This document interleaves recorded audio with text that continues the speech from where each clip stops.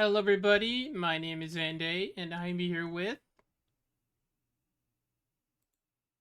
Ghosty. Ghosty. I'm here with Ghosty. Today, we're going to be talking about the Backrooms spoiler talk.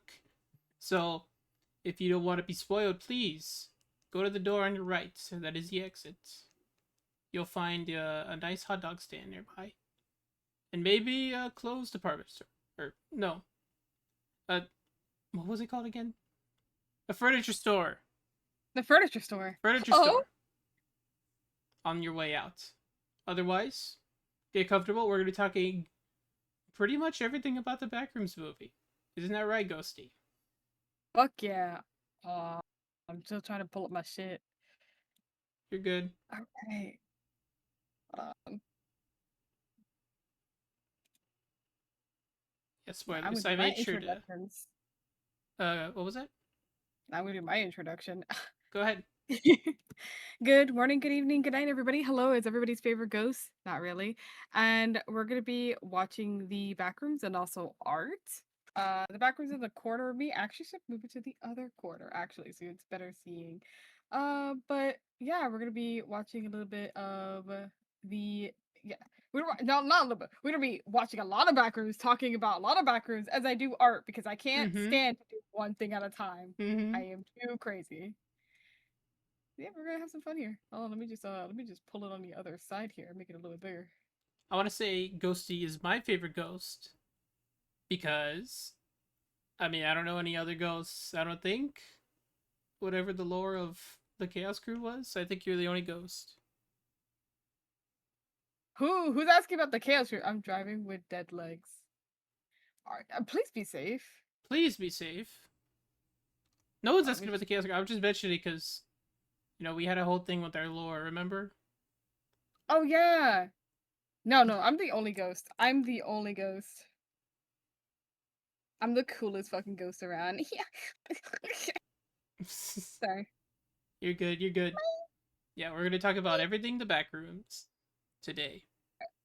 So now that I have everything here and ready, let me just go back to this one. I have to start doing my oh my god, I'm starting more trade, but I don't want to finish. I need to finish this drawing first. Okay, let me pull it up That's here. real. Are we gonna watch the interview? Yeah, we're gonna watch the interview. Okay. Can you see it? Yeah, I can see. Can you see it on my stream? Yes, I can. Because I have Oh, it. wait. Let me make sure people can hear my stream. Yes, that's very important. Everyone can hear your stream. Everyone can hear. I think the volume is good. Let me check just to be sure. All right. Yeah. We chillin'. We're chill. Hey. All right. Okay. Mic check. Can you hear it? Yeah, I can hear it. How do you feel about Yep. the Backrooms being real now? It's so cool. My name is Kane, and it's. I don't know who that was. That was weird. Stab me in the neck. All right, next question. I meant to gently do that. I'm sorry. You're beating up Kane. I'm sorry. Kane, I'm sorry. I didn't mean. Whoa, who's that guy? That's the guy. That's the guy that makes the AI TikTok videos. That's him. Look, that's that guy. So it's kind of, whenever I was writing the movie, I was thinking about like Among Us. It's good. Among Us. Is that why the suits are like that? Yeah. Among Us is a big inspiration for me. So Among Us was the reason you got It's a into gay band. film writing, right? Yeah. The caveman. Oh, look, it's Kane too. Hello, hi, Kane. Wow, Kane, you look a lot better than normal. So, what was the reason that you made all of the costumes in the movie based on Among Us characters?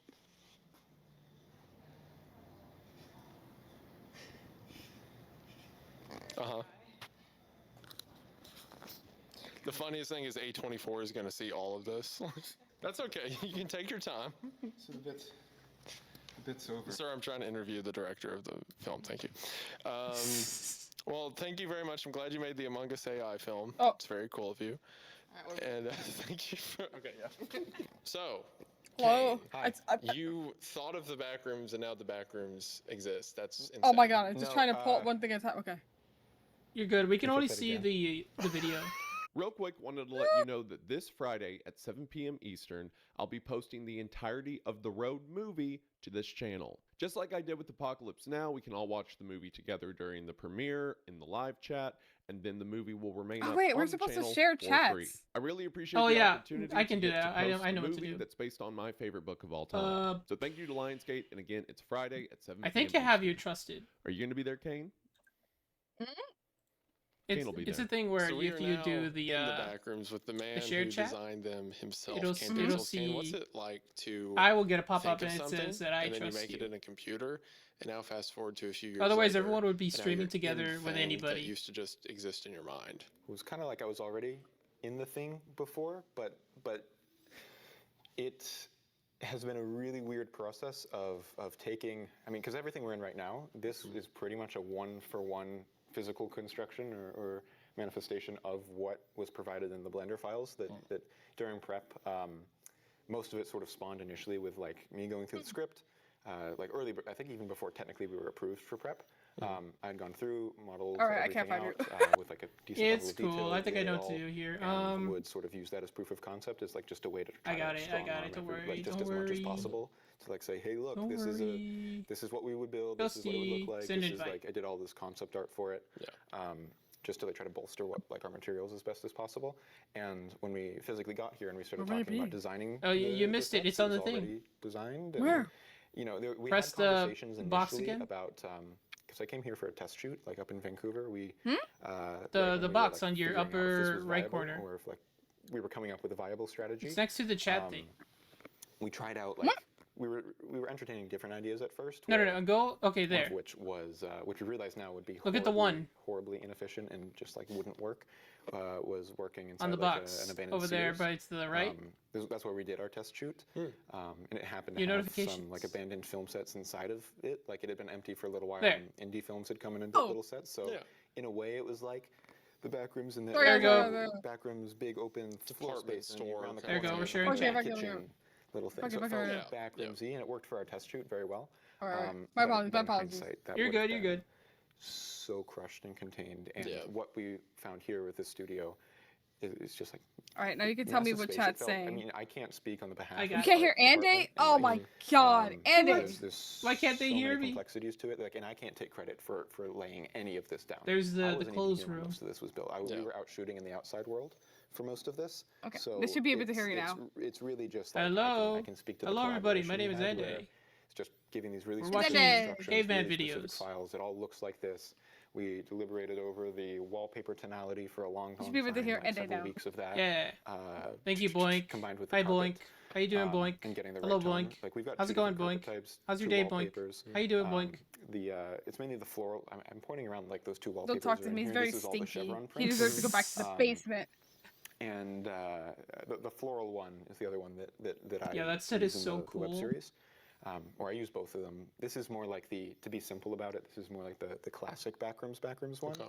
You know, like from the, you know, it's what's considered the classic Backrooms one, from the original furniture store and the original photo and whatnot. And then the floral pattern is the one that I used throughout the I'm entirety sure of the being first in short, there must be like which is super really just like a surreal. pilot at this point, or like a little Right? tech demo that was really fun at the time. But That is kind of funny to think of it as a pilot. I feel like I have I mean, like looking at where I have we're an at right now. insecurity about it where I have to say that each time just because it was like I made it for fun to like decompress. And like it was definitely like that's not to like I really enjoyed working on it. It Right. was some of the most fun I've had on that thing because it was like You're not devaluing it was the start. It wasn't like it was just like I was doing the Attack on Titan videos for a while, and it's just like okay, I'm gonna do this different thing, and it'll just be the thing, and it can be whatever I want it to be.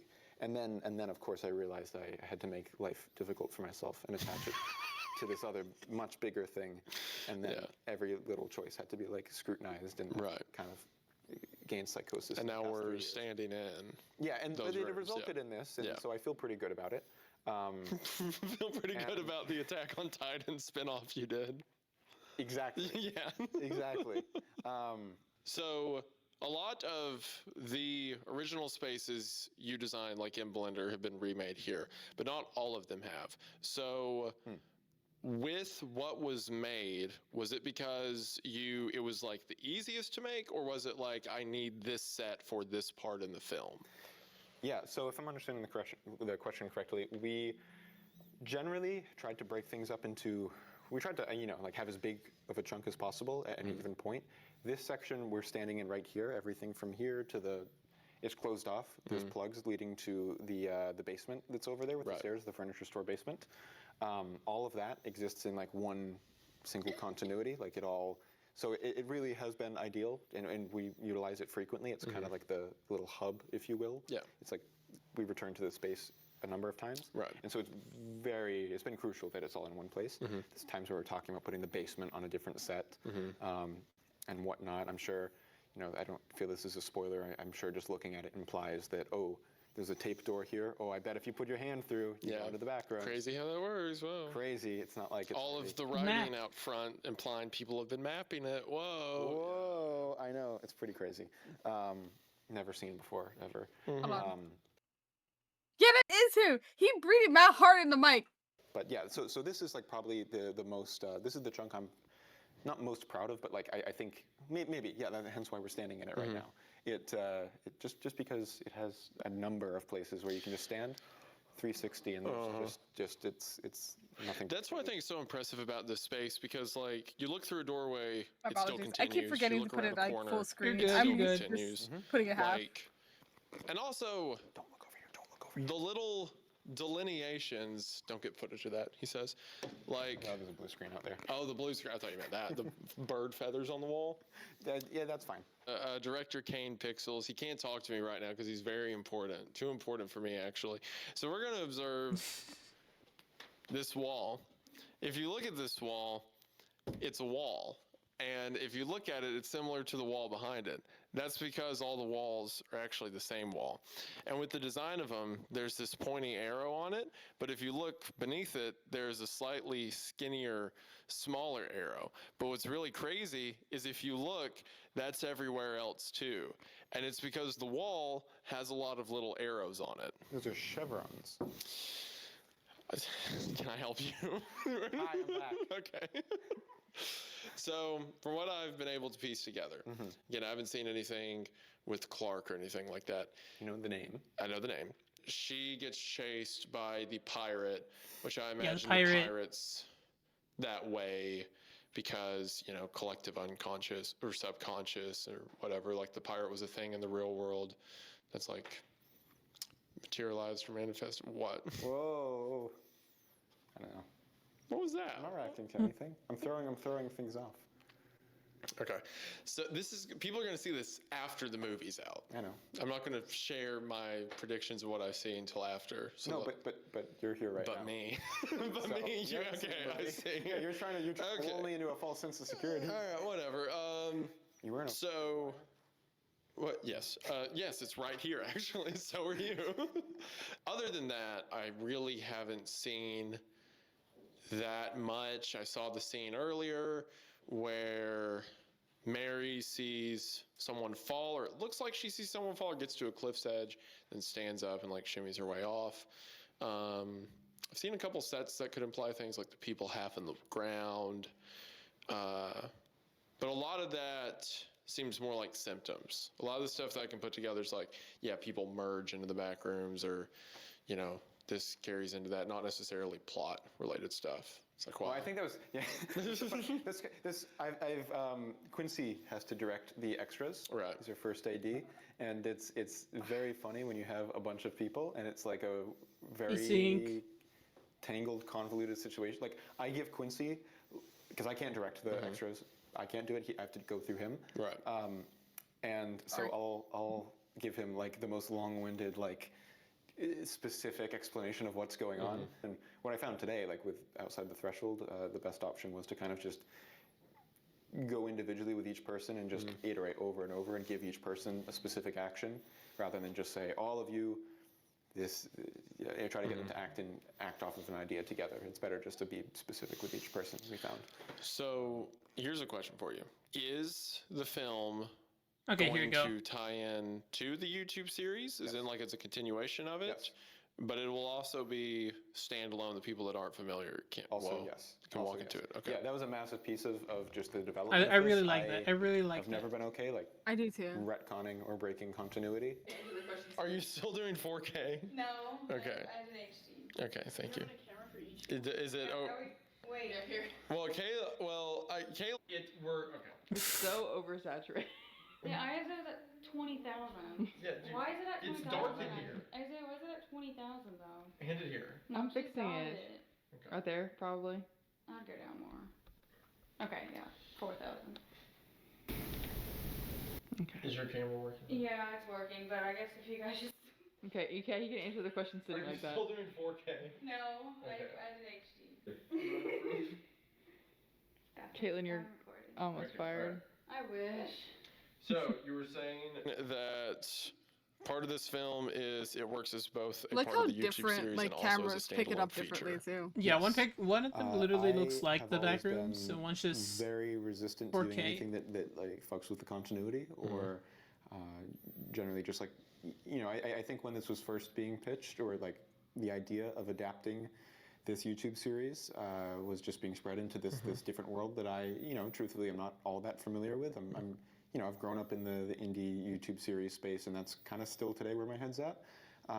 I've there's been some convincing needed, or at least a lot of conversations into why can't this film take place in present day, or why can't it just be an adaptation based on the source material in this different place. But for me, it's the story that the YouTube series is building around or building from, I would say, has existed outside the container of those shorts in my brain for a good little while, and especially while I've been making it, it's mutated even bigger, and it's not to say that it's like a case of getting so precious that it just becomes an impossibly large thing that then you can never tell. Sure. It is a pretty specific, contained timeline of events, and but there's a lot of, I would say, the bulk of like the heart of the story, or at least like some of the big through lines of like the larger like how to say it, the global story of it. Is those plot points aren't really meant to be conveyed in the found footage medium I've been doing on YouTube as a solo creator. that sideways door and is so really scary. it's always been love important it. to me to like, hey, this story, like I feel very, very inclined to spend a good portion of the next decade or so trying to get it out there, and just sticking with it. And to me, the film, had to just be a part of that, and had to be sort of, I guess, not to call it a first rung, which I think honestly is a pretty, I guess that might be an adequate way of describing it in terms of like creating a bridge for people who are not necessarily familiar with the source material or not familiar with Backrooms at all. Like it's been very funny having to, I've sort of come to the realization that it takes a bit of a bit of brain power to actually like rewire myself to like explain the movie without just saying the Backrooms. Yeah. Like someone's going to know what that means. But at this point, I think the film we have is one that absolutely is open to new viewers. I think it fits perfectly with where the YouTube series was heading. It bridges and sets up a number of things that I want to dig into more in the future. And I think on all fronts it just generally is perfectly in the continuity of the world that's been established. Says there's going to be more, and isn't the FNAF movie. It isn't the FNAF Can movie. I say that? You can say that. You can say whatever you want. I don't know if I can say that. I don't know if I can say that. Wait, no, yes, I can. It is not the FNAF movie. It's not. I hope it's not the FNAF movie. I hope it's not the FNAF movie. We tried not to make it. What do you mean, don't like Five Nights at Freddy's? Were you saying Kane Pixels hates Five Nights at Freddy's? Is that what you said? I love the bear and the chicken and the rabbit and there's a fox and some of them are gold Well, and some of them one of them are gold. I'm gonna stop Two of talking before I'm skinned alive in my sleep. Okay, so me too. Well, I don't know about myself. I thought it was In elementary interesting. school, I before thought it was interesting until it got so convoluted. I was like 7. Yeah. Well, I don't have that excuse. I was like 13, but and I made a YouTube video about it, so that didn't help. I appreciate it comes from a fun place, from what I understand. Yeah, it does. So one of I mean, there's a lot with your YouTube series, The Backrooms, that can be kind of broken down, especially visually, with a lot of the things you choose to include. There's a lot of different directions you can take it, but one of the, I guess, surface level or first things people recognize as a theme in the series is like people stepping into something they shouldn't be stepping into, or like going willy-nilly into something that needs a lot of anticipation, like the Backrooms, right? I think it was in the first I think the first time I interviewed you for that video was the first time me and you ever spoke to each other. That's true. And during that, August 2nd, 2022. Aw, really? Yep. Oh, that's so sweet. I know. Aw. It'd be really funny if you just made that up. Like you just guessed a date. Go check. Aw, that's very kind. But when we had that conversation, because I kind of approached it with the idea of like, this is something mankind should never touch. Like the Backrooms are such a powerful entity, you should stay away from it. But you made the points like if we found out this thing happened for whatever reason, we couldn't leave it alone, right? Yeah. But a lot of what we see out of Async in the YouTube series is them disregarding the dangers of it, basically. Like them getting into trouble because they don't fully understand what they're tampering with. So is that kind of theme going to be continuous through the movie? I guess so, if it ties into the series. I would say the ideas that you just brought up are for sure on display there. I would say what it really is the inclination to sort of look around a corner and dig for what's next. Because for me, I deeply hesitate on condemning human beings for that trait, as I do feel it's something that is very much, I think there's this sort of idea or this notion that people, and this isn't steadfast, this isn't like a steadfast philosophy, but Couch room. there's this notion that humans were meant to just purely live off the wilderness, and we should be back in huts, and we should leave everything dinner alone, scene. and everything should be in some kind of hypothetical harmony. I wonder what is that on those like one with plates. nature in a way that truthfully has always felt. Hi, a little I wanna funny to me be there because so it's just bad. physically not the way things unfolded, and I would sit chances there, are, but just I never would really not could hang around unfold for if you kept whatever running, shows like, up simulations after. of the human race or any I would sit here. sufficiently evolved species. It would reach a point similar to where we are. You're a ghost. You albeit have probably a little bit differently. things are different for Um, you. But it's This is it's my we're very much home. a species That of is just also true. kind of needing to see what's next, and I feel a lot of that kind of falls into just if I think there's always just like a constant desire, regardless of the stakes. Like it's almost something that we need to support and understand in a way, like, and not necessarily condemn. Well, it's weaponized quite a bit with like scrolling on social media, like the algorithms entertaining that very like short-sighted, very present version of that. But I think every single thing is pretty much broken down into what happens next, like needing to cross an ocean, needing to again, like look around a corner, needing to just go too far sometimes.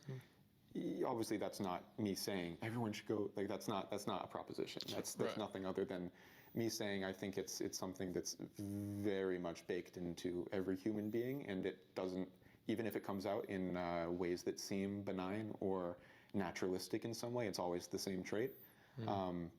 And I would say very much so, like the Backrooms in particular, I view it in the context of the series as a neutral technology that's not inherently anything. Generally speaking, there's nothing innately. It's really just. I would say I would equate it to tapping into pretty much any scientific field. Where I think if you're going to say it about the Backrooms, I think you could say it about, and I think people do say it about any other field of engineering or technology. I would say that there's nothing. It can be I hate to simplify in these ways, but it can be a force for great good, or it could be a force for great evil, or it could just be nature. If we somehow all collectively chose to just acknowledge its existence and be at peace with it in our own minds and just not touch it. That would never happen with the human race as it is currently. You would need to be micromanaging people with like some kind of giant AI construct in like 1984 everyone for that to I'm happen. listening to the video. 'Cause somewhere, even then, someone somewhere would be trying to dig into it and leverage it for some reason. Unless you completely just rebuilt the human brain to be wanting different like primal urges. But I would say there's nothing innately, on the surface at least, you know, if this place is just a place and you step in there and, you know, where's the current? What's the source of this? Where's the power coming from? Can we tap into it? Free power, maybe? Question mark. Is that really an evil thing to try to explore? If that's free power a would real be good. question? Is it inherently, you know, evil to try to, or at least like reckless? I would say. I think like what you were more getting to is just the maybe the recklessness and like the speed at which people kind of trip over themselves trying to get to a destination or to be the first ones at a destination. And I would say very much what a lot of this does explore in that regard is generally how there's often little choice in stumbling, because typically if it's not you, it's going to be someone else, and obviously that idea is what fuels the rushingness of it. So it's not like that's like the hidden truth behind it. That's what motivates it, but it's also not wrong. I mean, anytime the AI race is like the most poignant example I would say currently going on. Or I mean, there's a bunch of them, but that's kind That of room like looks the most so talked about, comfy. biggest buzzword one. Yeah. Where it's just, you know, you're teetering at the edge of this all-consuming impossible singularity that is both like beautiful, magnificent for some people, and then at the same time also like all destructive, and it's just kind of an impossible like just orb of power that everyone's teetering about to touch, but we're not quite there yet. We're always at the precipice of it. I say always for now, and we happen in that sort of suspended state. Lots of people in those circles, and you know, the people at the top of those hierarchies they can typically see everything top down, but they're not the people in the trenches, so to speak, who are actually, you know, the cogs in the machine who are making a lot of it happen. So it's like the people who know how it works, and this isn't for everything. This is generalized, of course, but you know, the way it typically goes or often goes is the people who know how. You know, the specialists aren't the people seeing it from above. They can only see limited places, limited vantage points, typically siloed off, whether or not it's like truly siloed off or just by circumstance, just kind of happens to be that way. They're not the ones actually directing the flow of these things, so it usually has a tendency to flip into a careless or malignant way. I want to be there so just when badly. it's It just being looks managed by so people fun to who walk in. aren't, It looks like there for day-to-day it looks like a operations home, and you know, aren't, like, something about you know, like it literally looks like somewhere someone lives at. shareholders, profit margins, all the fun stuff that people harp on because they're real. So in that way, it's kind of like, you know, async isn't necessarily, it's not any one person's fault. It's not any. I wouldn't say so. Yeah. And you know, I would say that there's, you know, in their particular case, there's no one else has touched what they've touched so far. Yeah. And there is maybe this can be a force for good if we find a way to use it before the bad guys do, before anyone else does. Before The example you used in the series, this was early on, but yeah, in that presentation, it's like potential housing, or I think there's mention of like waste. Yeah, that was disposal, like in the context of the series. That's very much something that is talked about, flown around. I think the use cases are definitely beyond that. Just, I mean, if you're addressing what's physically observed and like if you're playing it straight and talking about the actual use cases, I think it would definitely be beyond that. And I think getting that sort of idea of living in there off the ground would be a pretty tedious, difficult task. But I think that presentation, those ideas, sort of set the ball rolling for just like sort of getting potential, you know, people in the U.S. Department of Energy, people who are completely on the outside, just accustomed to. It gives them a framework to view it through, and then you can kind of take it a little more seriously from there. Nice. That's sort of the idea. Cool. Makes sense. Want to eat, chill out. We don't have to keep going beyond what you. You want to be done? I'm No. enjoying this. Okay, This is all right, great. all right. If you're enjoying this, all right. This is great. It's between going from doing everything yourself to doing it with a studio, like a bunch of people. I would say I wouldn't. I'm sure if I thought about this for long enough, I could give like one word succinct answer, but it's mostly pros, a few drawbacks. The most obvious stuff is that you just can work in parallel with lots of people, and you can just, if you spend the time to just set a plan up front and just walk everyone through that plan really like specifically up front, then you can just let everyone go, and then suddenly you come back a week later, and like the work you could have done in that time has been there he done is. 1,000-fold. Captain Clark. It's I feel specifically very lucky with the people we've had here, like our art department. Every single department here has been just on point. So that helps. Like really, it's just a result of just a lot of really talented people jumping on this and just getting things pretty intuitively. There were not really. I guess I would say there are places where I personally like to have a pretty deep connection with each small part of what I do, like writing. There's a few bits where I got burned a little bit for stepping in, and like if there's a bunch of paperwork on a table, and it's like I've been busy, but it's like filming in a day and a half, and like we've got this paperwork prepared, and I look at it, and it's just like recycled. It's just something that if we were to see it would break an illusion pretty hugely, and in my mind we're like, no, we're going to zoom in. People are going to see that. So I like one of the first days of, I think it was actually like day before the first day, I was up till 3 and got like no sleep. I learned a lesson that day, but I wrote out like all this legal paperwork. I like just spent forever getting all these forms, these real just these real legal period accurate contracts, and just reformatting and just like constructing these documents. And then we barely saw them, but I'm glad I did it, and I like having a relationship with, with that paperwork. I'm gonna go get food. Yes. You need me to get that door again? Yes.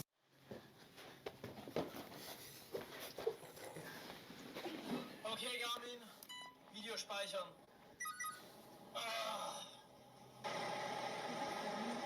Okay, Garmin. Same figure.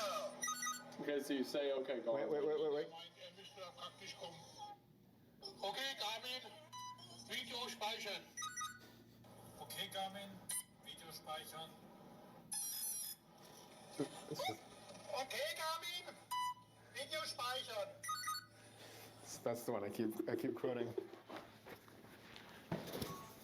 Why does it make this noise? It's on start and stop. Whoa! Okay, Garmin. Save video. How are we not looking at the big light? Sometimes you edit my videos. Sometimes I'm looking at a board, looking off to the side. Okay. How safe are you from OK Garmin? What am I looking at? It's Is that a heat map? It's a heat map of proximity to OK Garmin. Okay. I'm glad this is. What were you Glad saying? this makes you happy. What are you saying? That's what I was saying. But a certain positive to come from obviously the studio and all that is you're now stepping into realms that would be completely impossible as a single man project. Yeah, probably. Yeah, like yeah. I don't think. Yeah, I don't think that would happen. Yeah, I don't think yeah. that would happen. So that's exactly what I mean. It's just like the manpower and just having it be a community-driven project is it gets you this. And would you consider it more rewarding or less rewarding? differently Rewarding. Differently rewarding. It is a very different feeling than having worked on something like The Oldest View, which is probably something I'm quite proud of. But it's a very different kind of feeling. Because The Oldest View is entirely yourself, right? Well, it's partially that, but I also think it's partially its relevance to direct reality. I would say that the biggest thing that I bump against with this, and maybe it's like, it's not true, maybe not the biggest, one of them, probably one of the biggest, which is one that I am not complaining about, one that I totally understand. It's not something that I'm like, this needs to change, but it's just simply the fact that, you have to clear pretty much everything legally. And I like, even if way less people see it, I like more just reflecting and putting reality in a container, rather than, living in a fictional world or building fictional worlds. So I typically like, the dream version of Backrooms is centered in a real world, and corporations, legal entities, everything is just as it was in the time, with really only certain things being added. Async, add that in just to a copy of the world. They generally just like recycling real events, people, things, elements. I bet the just prop in- department in was really like just trying to easiest scoop up on this. reality So okay, so go as to it like a is, department store, other than guys, and that, pick up a whole kind of bunch a of homunculus, sofas, flanderized version of furniture, culturally how we see it. all that, Yeah, just to be just used to props. Not exaggerating what is, just presenting. Yeah, well, I mean, storytelling is always kind of exaggerating. Like every story is propaganda Sure. in a way, like emotional propaganda. But It's got to be something. well, It has to be a propaganda is conflict. just storytelling. It's all narrativization Yep. of things just to provoke a feeling. Obviously, cut that out. No, keep going. Well, I'll go ahead and put the floor to you. Like, there's a lot of stuff, like we talked about, that wouldn't exist if it was just you on a team. And that this entire process has come a long way. Is there any specific thing you would like to show me and also the viewer, them, through the magic of the screen? I want to just give a little walking tour through this set Okay. real quick. Yeah. So, this is where we put the stuff. Mm-hmm. Don't look over there. Okay. Don't look over there. Don't look over there, just over here. Looks over Excellent. there. So, a bunch of stuff. You mean don't look A over bunch there? of I'm stuff. looking. Yeah, this is No, actually no. this is the smaller version of the pile. Typically, or its at least initial point, is pretty much to the ceiling, and there's like twice as much stuff here. Oh. It's a shame it's in its less magnificent state right now, but for continuity, this is where it's at currently. Gotcha. Am I able to? The plug. Yeah, I don't operate the plugs, so Okay. I don't think I'm gonna have any success with those. But I think it would be cool to just dip around to the other side real quick Okay. and show you that. Honestly, that air sounds good. conditioner tube thing, it really doesn't look out of place. You gotta cut it so we're only in the back rooms, and No, makes it your set doesn't. look like it just covers Of everything. course. I didn't even know it was for the So air where are we conditioner. at right now? Yeah, they use the So air conditioners this to like is the basement of push in Club's air into like furniture store. larger places Ah. because you know it's gonna be hot in that room. Oh, that makes sense. Oh, yeah. I see. He's been up to some stuff. Right. Probably not in the healthiest state, but I would consider. I figure he's- from think this, he's doing You well. just- the just- stuff written I think and he's that doing on the well. board, and also the fact that he has tape. I wonder what would happen if someone were to. Oh, No, you don't need to do that. You don't need to Someone do that. please do it. We don't have the VFX. Like right budget into for the that. wall. we don't have the budget for that. It'd be so funny if you just blew up while you were doing that. My hair all stands on it. Yeah.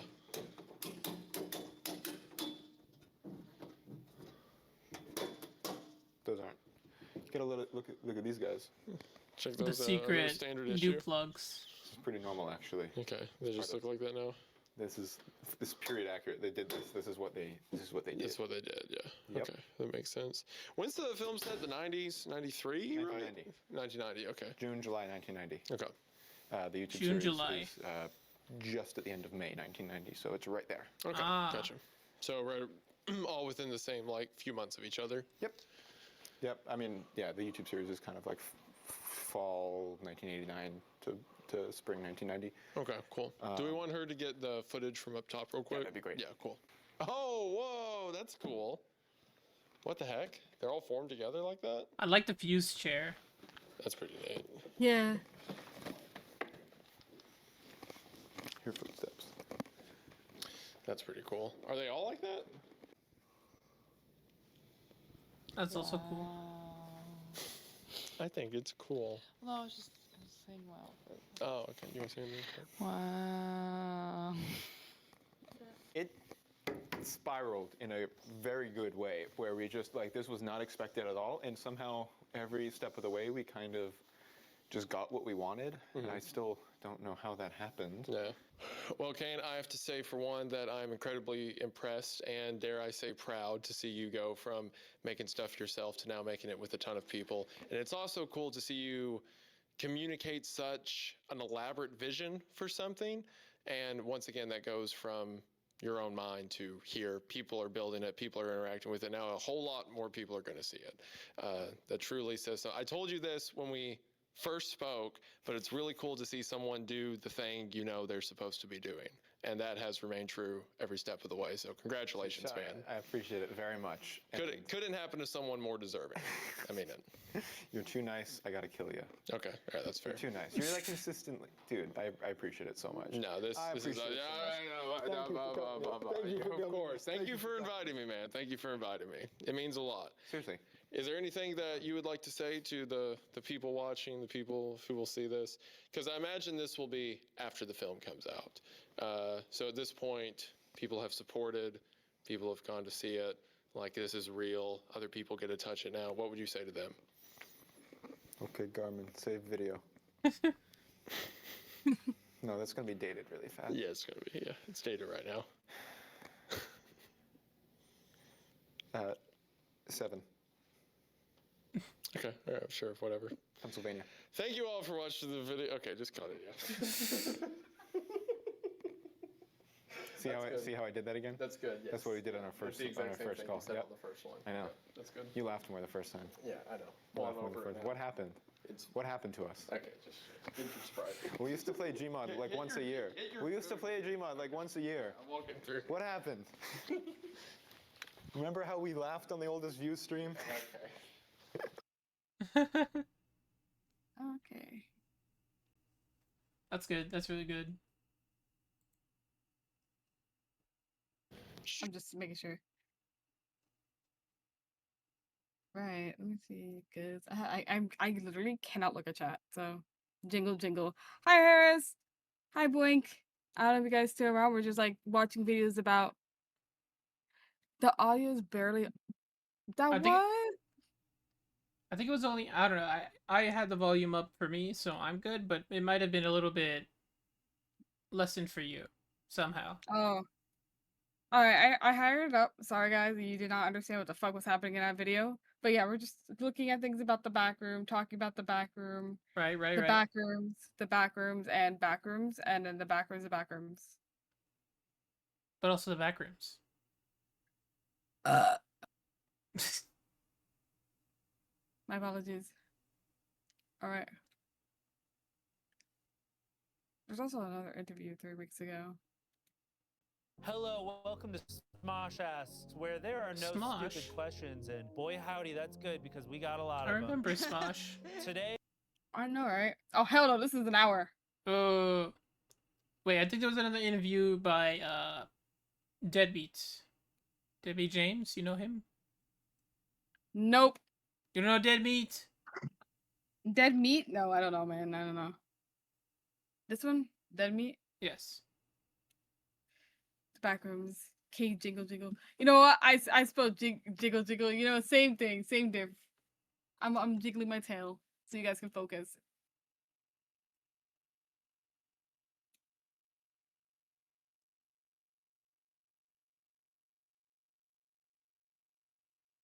Did he do the background too? Oh, he did. He did. What do you think? 14 minutes. I think we're dead meat. Real dead meat. I'm surprised you don't know Deadbeat. They're a very popular horror channel. Nope, never heard of him until today. I watch him all the time. Dead meat. Hey, Kane, Chutal, Renata, so nice to meet you. We saw the movie. Oh my god, yesterday, they have the loved it. actors. Yep. Yeah, Kane, your career up to this point's been primarily on the internet. Kane What were your Parsons. expectations before Parsons. you Do you know met how old he him? is? And was there anything different about working with a He's 21. director He who just turned didn't 21. come up through the Yeah. studio system? I remember because I had seen like these videos of liminal spaces and also seen some of Kane's short films. I didn't see the comment there, so I but thought her didn't name. know like him or They put her I was name just as intrigued by Mary, how big the it Backrooms. was online, and then 6 months later we had a Mary? conversation because I Welcome was offered back. to do this, and that I am the Dragon. conversation was so great. I understood like how smart he is, how how detailed he is in his work, and the respect he had for the process of making this into a movie, or making sure that that atmosphere and that environment, that was kept in. Also adding these characters, and like the characters was so, it's kind of like they are mirroring each other, the characters and that their surroundings. So just the way he talked about it, I knew that we would be taken care of.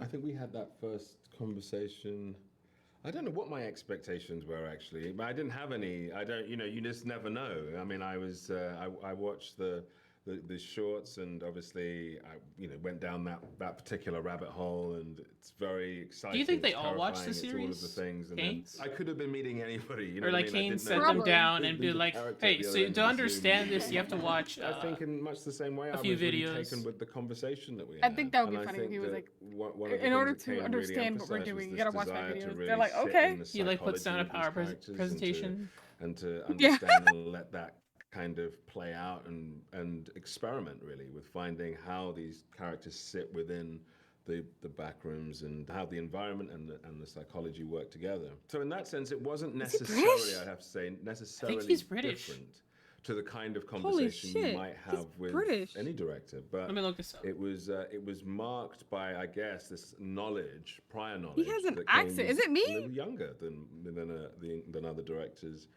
that I'd worked with. I think it was basically the last time I thought about that.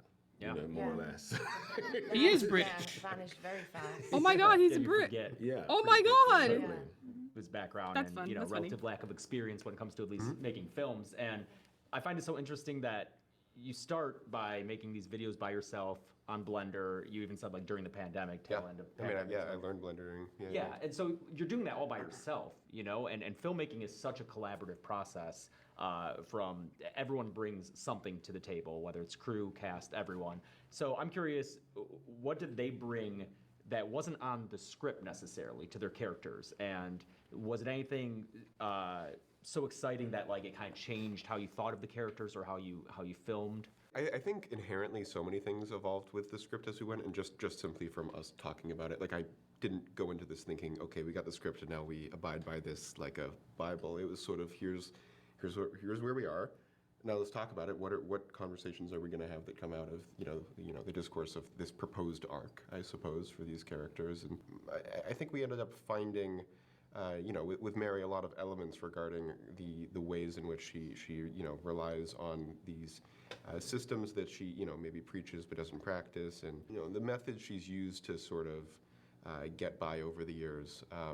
Like even the book and stuff kind of arose later on, and a lot of those elements definitely weren't in the original piece, and sort of came through just our discussion of how we wanted to portray this relationship with Mary's character, and when she does engage with the Backrooms, and what is she really getting at there within herself. Like you guys did make my job very easy, I would say, in the regard of just a pretty strong intuitive understanding of where things were trending, and even though the specifics changed a little bit here and there, I think the overall North Star of it was pretty much the same. I think Clark certainly became I think the sympathetic aspects of him became a lot more realized just when we were there on the day and just witnessing it in person. I think you can find a sympathetic avenue in Clark, and you really can understand where he's at. Clark is really psychologically for complicated. most points in the film. He And I is. think there's sort of a neutrality to both of the characters. He's also so experiences where, like relatable in a it's also way, kind of and I representative was of, literally think, a talking wide about breadth how of Clark life himself experience within, has this sort real. of what Oh my God, there's still we're pasta looking at here. right now with many different technological surges happening in the past few Guess I decades. did drop that are some on my desk sort because of, it just dropped on my causing leg. some Oh things to my boil God. over, and I think it's all kind of. Pay a no conversation attention to the around pasta that, on Ghosty's I'd say. tail. That was not the exact answer to the Oh question. my you asked, God. but, It makes sense because like there's a tragic element to both. But I was characters like that I feel explaining is to my universal, friends that and stuff. I everyone was can like, relate to, I have to just watch the movie. Like, I don't know, oh, the yeah, like sadness he's of such a relatable what they're going character, through, and also you know, like you understand why they're making the decisions that they're You making, even if you wouldn't agree or don't like necessarily him. make the same ones. Like he's so unlikable, but he's so relatable. You know what I mean? I think what I really liked about this movie is it's not necessarily an Easter egg hunt. If you're familiar with the Backrooms, like we're big fans of the web series. They're there if you look for them, but you don't need to know anything about it before you go in. But there's also references to other just general internet stuff. Yeah, there's some stuff. Am I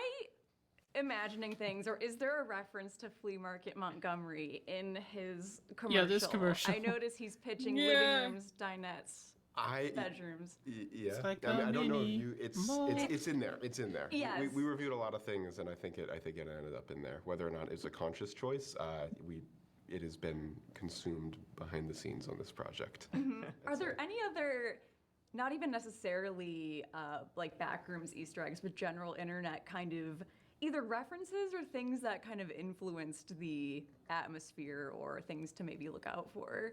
Yeah, I mean, there's stuff that I don't think is like horribly shoehorned in there. I think the most egregious thing is there's a track that plays in diegetically in the background faintly for a few moments. I feel like if you run into a room full of couches, it's going to be a little bit distracting. Know what it is pretty much immediately. But Yeah. even that's like, you know, within a stretch of the imagination, period accurate. And so it's, I don't know, I'm not big on Easter eggs that don't serve the narrative in some way, because I feel like for me the Easter eggs that are most valuable are just, you know, symptoms of plot points that have yet to be fully realized later down the road, and things that you can come back to. It's more of a series, I guess, like mentality, but like, you know, you have something far in the end that you know, adds a lot of additional context to stuff that was sort of thought out earlier on. So I think it's things like that, things you can derive little context clues from. We gotta talk about the It's so Backrooms jarring themselves, 'cause seeing it's him such talk to that striking with the imagery. actors. We've had, you know, we live in Right? the horror world, so we've known about this for a long time, but as soon as the trailers started playing, we've had so many non-horror people ask us about this movie. Like, the interest is so high. And I think part of it is like the striking imagery, and you both said you were familiar with the liminal spaces coming across your timelines even before this project. So it's just something that I feel once someone sees it, they can relate to it, and like it just, I don't know, it taps into something almost primal. So I know that 30,000 square feet of the sets were built. I'm so curious about 30,000? what went into it. Did you have any hard and fast rules? I'm glad that it wasn't all, dictated the construction at least of for these the majority, rooms, or the things definitely that go in not them? green Was there screen. anything that you said it can't be like this I know some of it ever was because that also would throw off the vibe? Yeah, there were blue screens. Yeah, I mean, but that's there's probably just undoubtedly connected. a specific set of design principles that I use in the YouTube series, and here it's, I mean, same when I talk about it, it's all the same continuity. But when building these spaces, I think the same principles applied, which are usually, I guess, like a distinction just might be worth making. Like two are that I feel often, because the Backrooms is obviously a pretty public concept and there's a lot of different interpretations. There's two things that I don't always personally think are the most effective. One, which is the inclusion or over-reliance on like non-Euclidean geometry and whatnot, and that's a preference. That's definitely a preference. You can pull it off and it can be great, but I feel as though you know, there's something I like quite strongly about the Backrooms feeling like a building built by people, and then it's just the, you know, certain construction choices that don't make a lot of sense, and, you know, a hallway that's slightly too narrow, or, you know, like a crevice that you can even fit a desk in, so why is it there in the first place? Stuff like that. Like, lots of, it sort of like gets absurd and impossible through your continued, you know, exploration and probing of it, rather than an immediate, like, I walk this way and then I walk back and shit, wait, this is a different room. I think it's scarier to me thinking that you end up getting lost in there, wandering for a while, knowing that you can backtrack and be in like a, you know, it works for your brain, your primate brain is able to kind of understand. But I feel like if you just like immediately, if the environment's changing all around you, you lose the game too quickly. There's not like it could go on for longer before you have to give up at a certain point, I think. So I think it's that, and then it's just sort of avoiding stuff that's too expected. Like, it's not human-centric. It's not picking these icons that it knows are important to the human race, and it's not reading people's minds and deciding this is the most, you know, special little spot from your own life to look at. It's more like people are projecting their own importance onto what kind of feel like almost randomly selected elements from outside. And there's obviously a logic to it, but And it's populated with so much weird stuff. I'm curious where things were sourced from, and did anyone take anything home? There's certain movies where I feel like it must be so tempting to bring stuff home. took something. Yes? Got something? Yeah, I took one of the chimes. Okay. The wind chimes, Oh. and at the time we did like this, you know, big kind of violent scene with those over and over and over with that sound. But I really like, I find comfort in it now. Who took the It's peg like, leg? yeah, it's ringing all the time in the wind in Norway.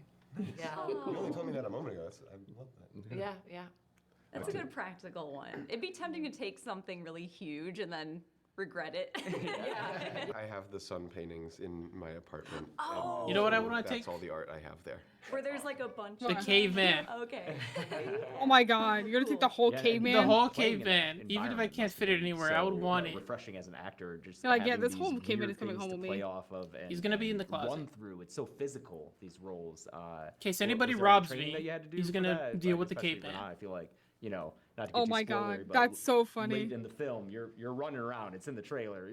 You're like squeezing through. Yeah, I love these the spaces. like physical acting, and I even though I do a lot of like indie movies, I do some very small stunts that you can't even see because they're so emotional. But no, I when I first watched this, like the liminal spaces videos, I was so struck by how lonely I felt because of how many people that had seen it, and I was not sure what they saw, if they saw the same as me, and I couldn't articulate what it was. She was or great. She did her understand part exactly well, what it I was think. that I felt. It just felt She was very really good. easy. It kind Mhm. of hit I me like in so Mary. many I like different Mary. Yeah, ways Mary when was I was great. watching it, and then coming into those, it was the same. I didn't like being in the.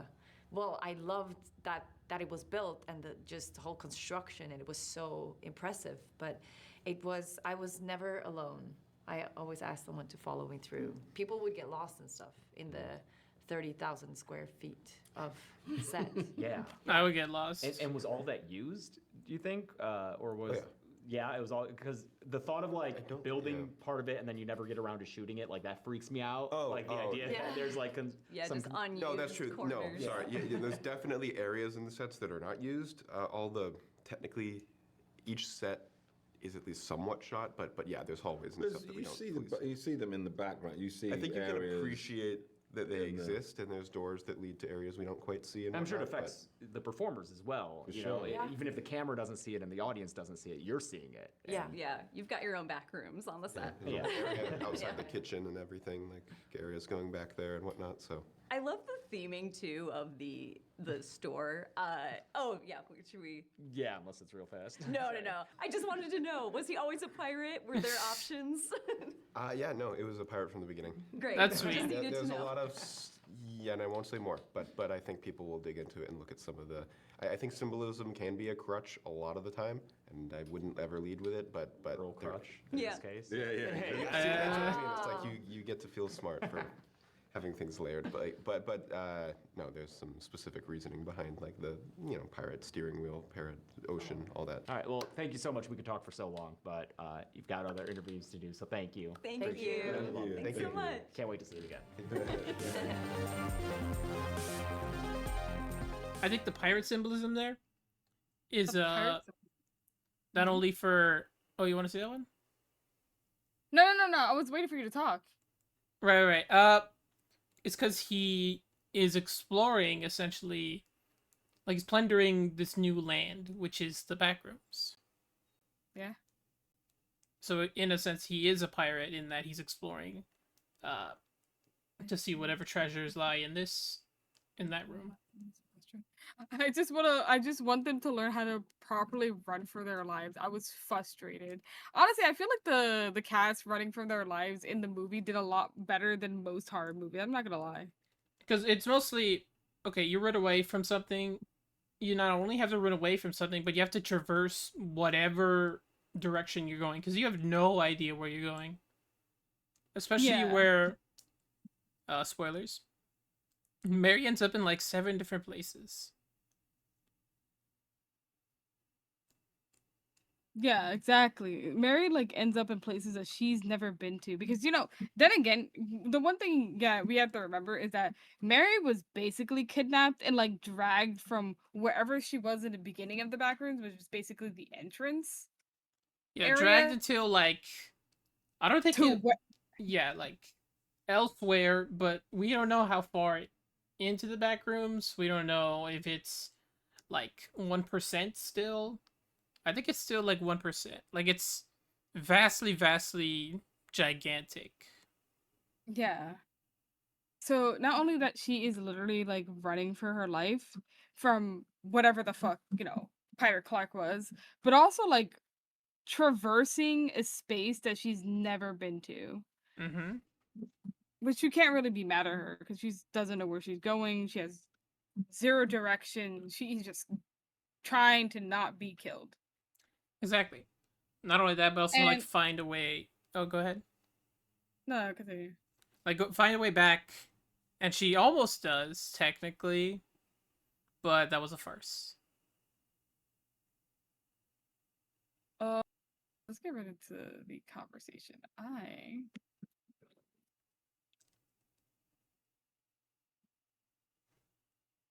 Oh, the OST. I have the OC, yeah.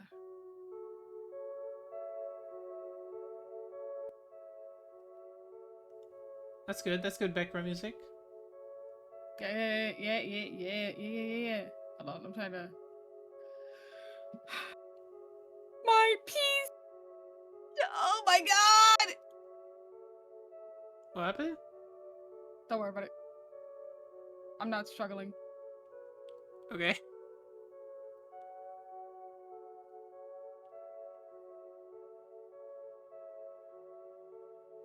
So, we watched some interviews. I thought it would be nice to just start off with some interviews so we get like or head back into what we remember from the movie. I still don't remember too much. I mean, I watched it like a weeks ago. I saw it last week. I saw it the day it came out. How was the theater for you? Because I know it was probably you saw it in theaters, right? I saw it in theaters. It was full with teenagers and kids who all expected to watch the Backrooms, like the Wikipedia version, and they were pretty disappointed because it was the Kane version, the Kane pixel version. So I just kept hearing. And by the way, they were so unnecessarily loud and annoying.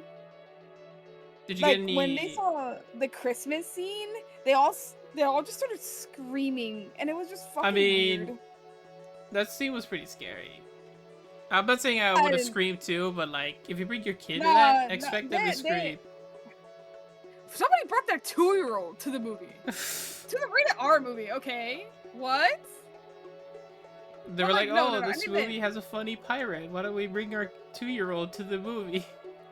Honestly, that's what I felt. But no, like screaming, not like necessarily like, ah, it's so scary. It was more like, ah! Like that. I was like, oh my fucking god, I'm gonna go turn around and punch a kid in the face. Okay, well, I don't know about that, but... And then we had like teenagers in the back of us because I brought my little brother and my mom and Shiro with me. Shiro actually was the one that bought the tickets for me because it was a birthday gift. Oh, nice. So he bought the tickets and we went with my mom and my brother, and apparently there were 2 teenagers in the back that were just kept kicking like just horribly, and they were so annoying. They were just so bad. So it wasn't the best experience, but it was. I wouldn't say it was the worst, you know. Did they have, because they put cardboard cutouts of movies in the theater I'm at, so did you have the caveman? Nope, I did not. Mine had the caveman. No, my movie theater didn't have a single cardboard cutout. Nothing. Really? Yeah. Mine had the caveman. Okay, you've seen those videos, right, where the people take the caveman, or people take just any movie cardboard out? Yeah. Part of me was so tempted to at least, I feel like if I asked about it, I would be told no, and then they would keep an eye on me because they think I would take it. But I feel like, come on, it's gonna get thrown in the trash eventually. Might as well, give it to somebody, give it to a friend. Right. No. You're right about that. You're right. They should have gave it to you, honestly. I feel like it would at least be very jarring for people to come in saying, hey, what do you got there? Oh, this is from a movie. I keep it in the closet. I keep my caveman in the closet. What? I keep him in the closet. He likes the closet. And I mean, there's nowhere else to put him, really. There's nowhere else you can put a caveman cutout for it not to be jarring. Yeah. I don't. Are you gonna put the soundtrack on it too? The golden record. Oh yeah, the whatever was playing. I'm gonna put it on it. Yeah, it's called the golden record. So, do you know the history of the golden record? No. Okay, so the Code of Record was basically created as a way to, if aliens like would have land on Earth, that was the first thing they would hear, and it has multiple languages saying like "Welcome to Earth," as a way to basically welcome the aliens to Earth if they Nice. ever landed. So that's the Golden Record. When aliens come and they understand Spanish, they're gonna get a nice greeting from the caveman. Oh, and Oh that's my why God. it's a caveman, because that's probably what they could have seen way back when. Maybe that's why, because we learned the async, they make the caveman, right? There was a shot at the very end, I think. Yeah, I think that's true. I think that's a way to like lure in other creatures that are in the Backrooms. When I saw the movie, I took Crimson with me, and the lights randomly flickered in the theater while we were watching, and we both had a what the fuck moment. Oh my god, really?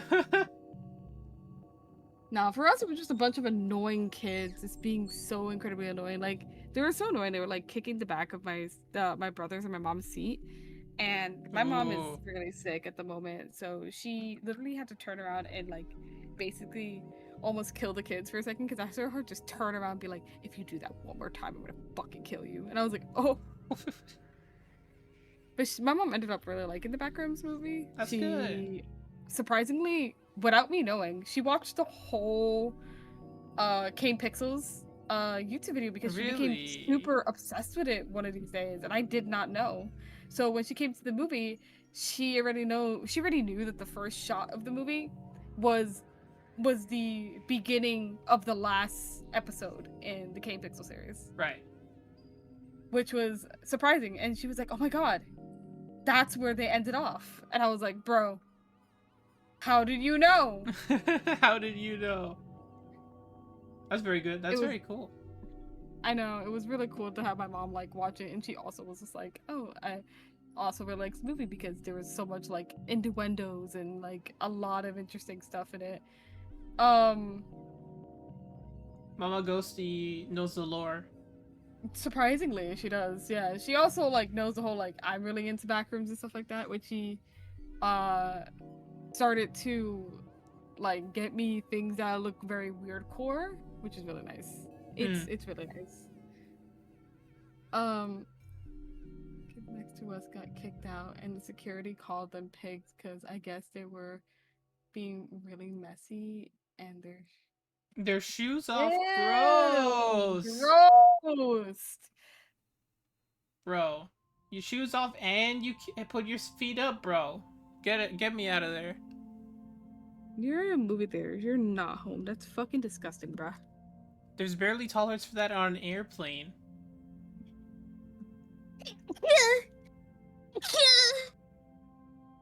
Bless you. Thank you. That was a sneeze. Okay, Other good. than that, like, I really love the Backrooms movie, and I think one thing that really like saddened me when I finished watching the Backrooms movie, was the fact that a lot of people dislike it because it wasn't. So there are three reasons I've heard that people dislike it, and I think I can confidently speak with all of them. One, it's not the Wikipedia. It's never been. Right. I don't like. Yes. It's just never been. Like Kane Pixel's version of the Backrooms was one, the first, and two, never part of the Wikipedia.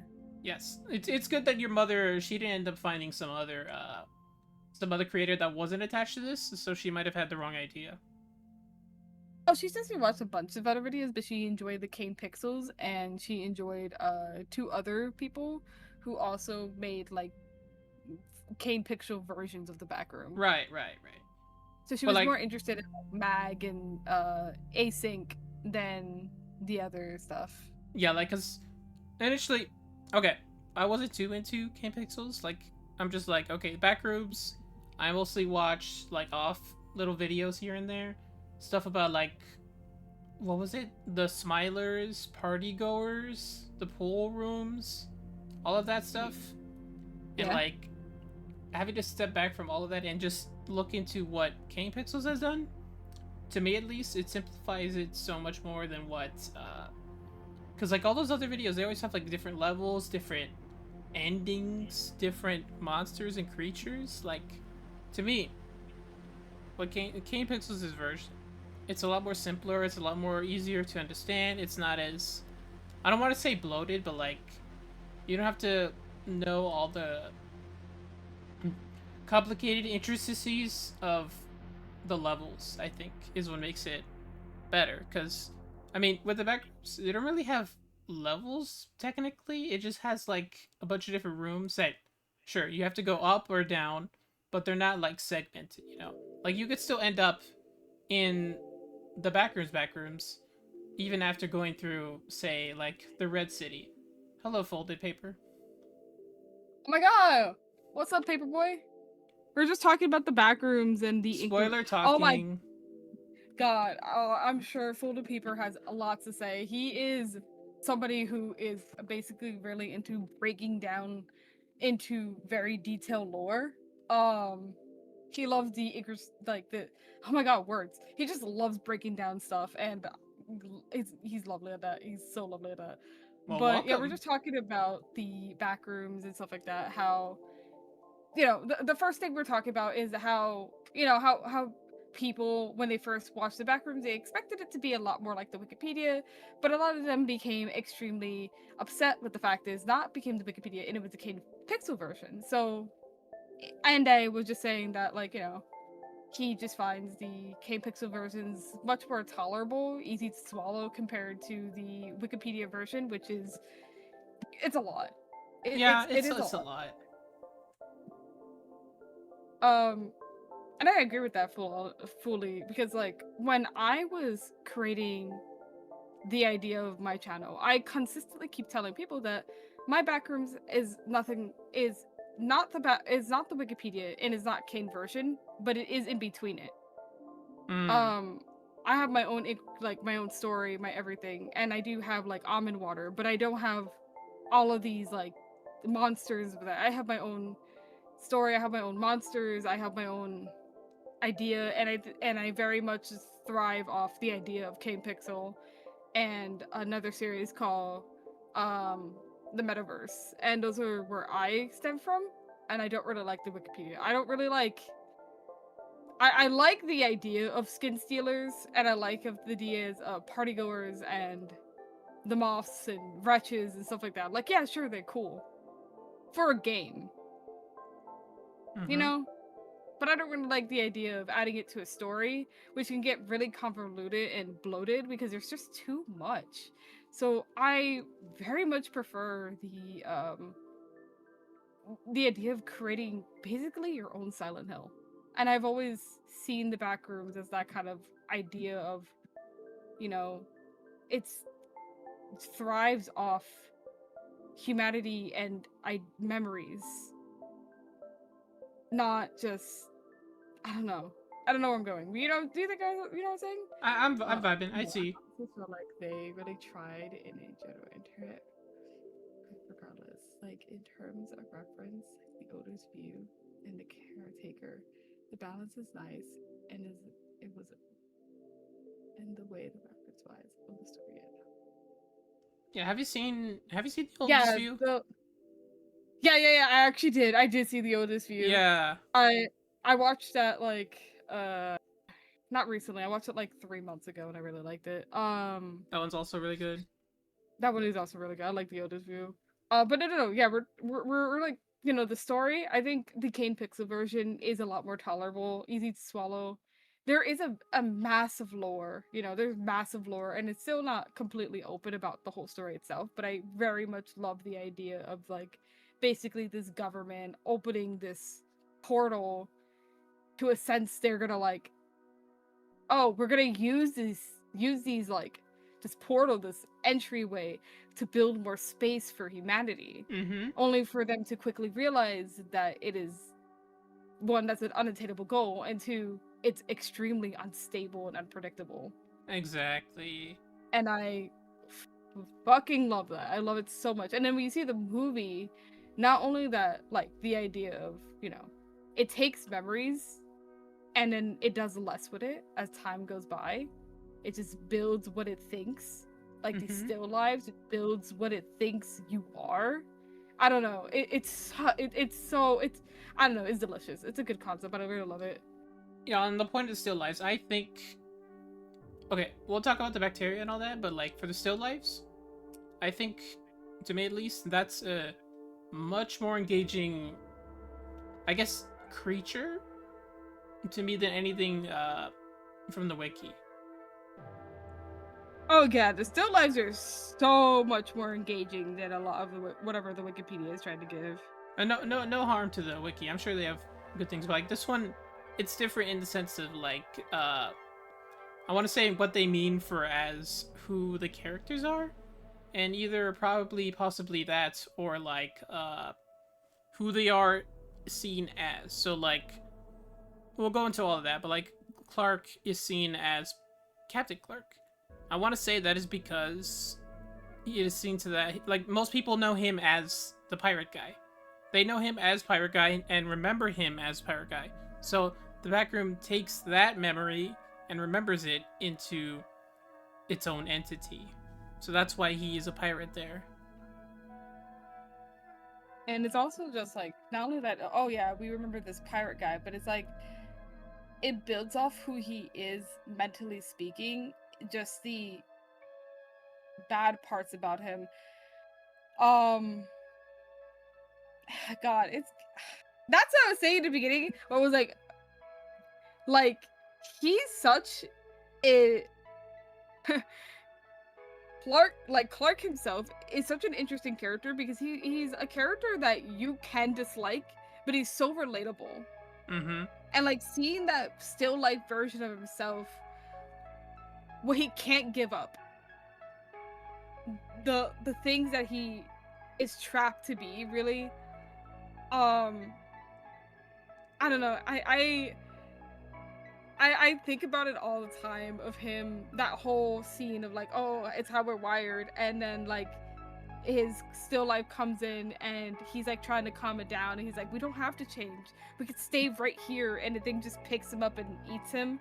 Yeah. And that's like I like love that scene so much because the symbolization, maybe I'm just fucking dumb, but like I just caught it as just a symbolization of just how your bad habits eats away at you, like literally.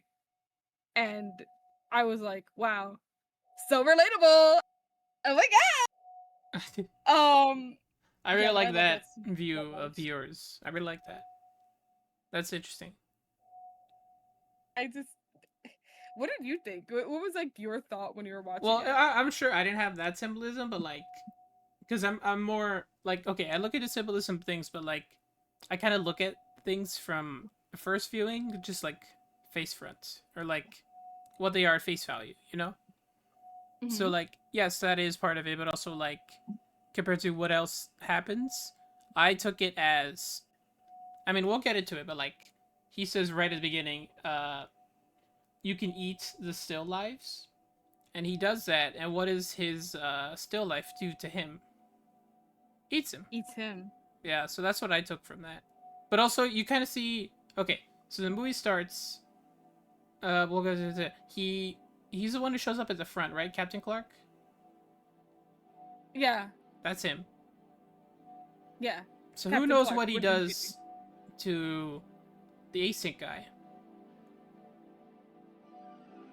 What do you mean by that? Wait, what?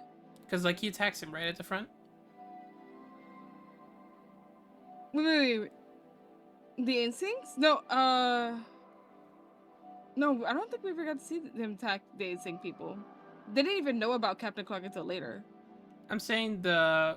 Oh, the beginning! Yes, the beginning. yes. No, oh, my apologies, my brain went dumb. You're okay, good, I didn't explain it right. Okay, so in the beginning of it, like, because the beginning of the movie starts off from the series itself, is the end of the series, and in the beginning of, like, you know, the beginning of the movie, I personally did not think that was Captain Clark. I thought that was, like, either one, a still life, or two, that bacteria. Because bacteria plays sounds when it catches you. So that's what I thought. Though I heard people say that if you so happen to pause the movie, then you would see that it is a that it is Captain Clark. I personally thought that shit was a bacteria. I'm not gonna lie. No, that's fair. That was my first thought too. So yeah, the movie was good. I really enjoyed it. The movie opens with, I love how it opens with an ASIC logo. That's really cool. I do love that too. Yeah. That was really cool. It Very good opens. It has some guy. I think his name was Daryl or something. He gets lost or is separated and is going through like different radio stations, and he ends up finding a hallway, and the door opens, and because I totally get what me. We don't see Clark, Captain Clark. We see his hat. So because his hat's so far away, we can barely see it, and that's where our first vision of it is. I could get it being us thinking that's the bacteria, as like them trying to trick us into thinking, oh, we're going for a bacteria in this movie. Then he's cornered into the palm tree room, which is very, because like, okay, you have to run away from creature, you have to run away, but some doors may not always open, and that door in that room is locked, trapping him, and then Clark comes and kills him. Which we don't even know what he does to him. We don't know if he eats him, tears him apart. We don't know anything. That is true. Yeah. Okay, let me get to my notes. Oh yeah, also at the beginning of this. Speculate he ate him, though. What was that? We could only assume that he ate him, which yeah. I'm not thinking about it like we can eat them now. Like, oh, I kind of see where you're going for that. The still lives itself is eating us as we could eat still lives. Yeah. Also in this scene, the guy finds a seagull in the back rooms. You remember that? Yeah. Yeah, seagull. So a seagull, presumably, we see him find the spot later, right? There's a null zone in like near, I want to say near wherever that palm tree room was at. There's a null zone, and the seagull fell down with a bunch of leaves and is now flying into the back rooms. Yeah. Which is insane.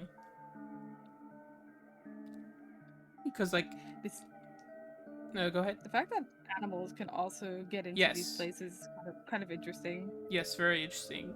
And like, not something you would obviously expect from the series, because I don't think it would be easy to recreate. But like in a movie, that's a perfect opportunity to explore that. Yeah. That is all. Yeah. No. You're right about that. So presumably the seagull. Is it the same one that shows up later? Do you remember there was another one? I think there was another seagull later on in the movie, yeah. Either that's the same seagull, or another seagull came in. I like to think another one just happened to come in, because like if there are no zones everywhere, something is bound to come in twice. Yeah. Just like the fly that shows up later. That fucking fly, bro! Oh my god. That fucking fly. I remember that. Yeah, the fly. When Mary looked at the fly going in and she was like, oh. And like zoops into the back room. Alright. So yes, pirate hat guy comes to him. I specifically looked up this scene, and if you pause it at a very still moment, you can't see his peg leg. So it's definitely him. Okay. Mm-hmm. That makes sense. Just to also like confuse like older like fans as well, that it might be bacteria, but it's actually Clark. I like to think he knows that that's what we would have expected most, because like he was in shadow, you barely see him at all, really. So he's gonna play with this idea of, okay, everyone expecting bacteria in this movie, let's have them think that until they reveal the still lives. Mm-hmm. So like that was something for him to play on, both as casual audiences and also people who've seen the series, because like there was only ever still lives one time, right? The found footage 3 with the Robbie dude. No, I don't think so. That was a dead body. That was not a still life. No. A still life chases him later on, remember? Oh my god! Yes! Hold on. Which one? Found footage 3. The Backrooms found footage 3.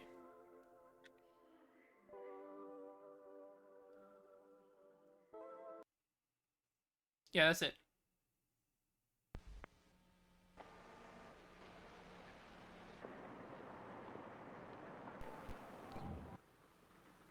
Spider. Spider. I think it's like... It's obviously gonna be in the video where most people looked for it. Right around... Oh yeah, also, there was a specific spot with a door. It's like more the end, probably. No, the end was where the other guy gets taken. I'm not trying to cause you any trouble. I'm just lost. My family's trying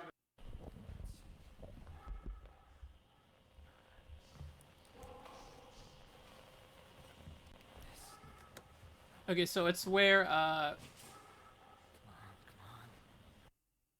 Radio check. Is it like here? No, it's where it's most played. Positive. Huh? Okay, so you see the little mountains? Oh shit, right here. Yeah. It's definitely there. Okay, so we had not known... We don't even know what still life was at this time, I think. Oh, the drum set.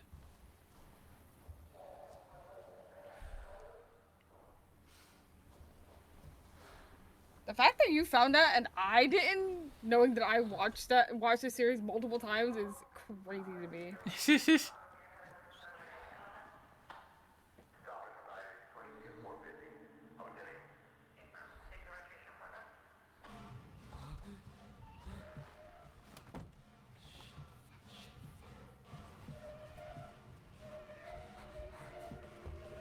Yeah, bro comes up right about...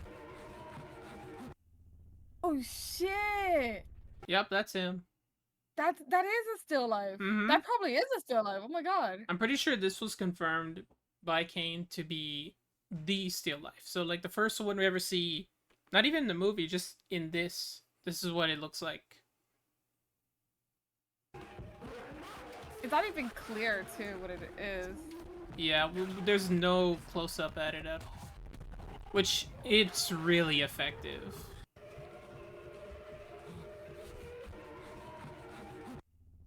Damn.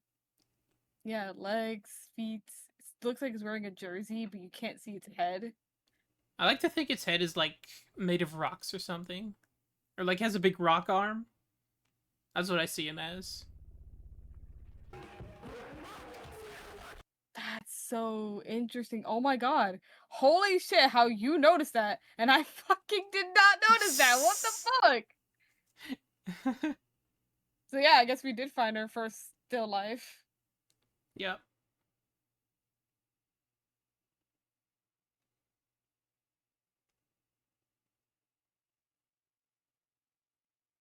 Yo, this kid was a smart ass fuck.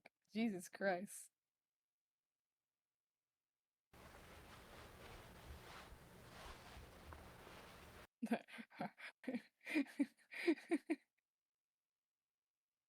People in the comments are so fucking funny. I swear to God. I swear to God. Mm-hmm. Okay, so... Yeah, we meet the still lives. We see... Okay. So the first... Besides that, we see... I think it was, Mary's apartment. It's like... Well, his old apartment. Her old apartment. She first, like, puts a handprint in cement. And then so it's turned into some sort of building. Did they let people do this? No, I did it in the when I first moved out to the house I'm in now. Really? With my parents. When they if you build your house, or two, if you're like fixing your house or whatever like that. Let's say that you're fixing the driveway. Sometimes parents would allow the kids or their dogs or cats to put their hand in the cement. It can't be like completely wet, but it has to be like slightly wet, right? You know, so you can leave an imprint. And so a lot of parents, if they believe this is gonna be like their forever home, they would do that. Interesting. Because I figured by that point it would kind of be the... Well, I mean, depending on what happens afterwards, but like, I thought okay, if they're gonna demolish it, technically it's still part of the property of whoever owns it now. But I guess because she takes the handprint with her, she takes it home. Yeah. And it's a memory that she's keeping of her old house that doesn't exist anymore except in her memories. Yeah. So I think that's interesting. Her mother, we see her later. She I think people are said she's an agoraphobe, which is why when we see her later, Mary, she grew up in a kind of a isolated house. Yeah, she grew up extremely isolated. That is true, yes. Okay, yes. Well, I think it's later on in the movie. Okay, so we see Clark. He drives to his house. Oh, no, he doesn't drive to his. He drives to his Ottoman Empire, which I feel is a good introduction. We see somebody spray painted rip off on the side, and then we see his office, which is that office is very small. It is quite small, yeah. It's very interesting. It's almost like a triangle. Mm-hmm. I thought it's very very neat. Also playing it to the liminal area of a triangle. Okay. I do like that's one thing I really do like about the movie is the sense of the sense of like closure and loneliness that it has in it, because the way that the like the office is built, it's very small, though the amount of paperwork and notes all over the place or whatever like that, it also feels like very absent, you know what I mean? Yes. And I do like that, and a lot of the shots that it gives is just, it's that lonely feeling in these shots, and I do really like that. Beautiful shots, by the way, beautiful shots, but very beautiful. Very beautiful shots, but very lonely. And as the movie progresses, these beautiful shots are warped and twisted by the idea of faded memories. I really like. No, go ahead. No, you go ahead. There was a beautiful shot later on in the movie where it's like an overview of a city. I remember it so clearly. It's like an overview of a city. You see like a hill and then cars passing by, and you can see the night sky. That reminded me so much of the series, because there's one scene where it's just like that. I thought that was very beautiful. Ooh, okay. Okay, so yeah, he goes into a store. He films another commercial where he's running around in his pirate costume. And the peg leg is obviously just a piece of furniture he tore off and puts on his leg. And then he gets around with a thing you use to walk. I forgot the name. Not just a peg leg, but he also has like a thing in the other hand. I can't remember the name. Did he use a stick? Yeah, a stick. Just another stick to walk. Yeah. And he goes into a throne, which is a throne of gold and purple, which will be important later. Breaks. Yeah, that breaks. Probably goes to show the quality of stuff he has. So, like, no wonder... Not the best quality, yeah. Yeah, not the best quality. No wonder he's failing to... What was it, the other guy? Montgomery or something? Mm-hmm. So, yeah. We meet his assistants, Kat and Bobby. I love Bobby. I love Bobby. He didn't deserve his death. He didn't deserve it. Absolutely, he did not deserve it. I love Bobby. I like how we both connected to Bobby. Yeah, that we get this funny pair where he says, or she says, "Yeah, we've been open. No one's here yet." So yeah, that's. I also like how he has a little, like, they make a joke here about whether he's a pirate or a sultan.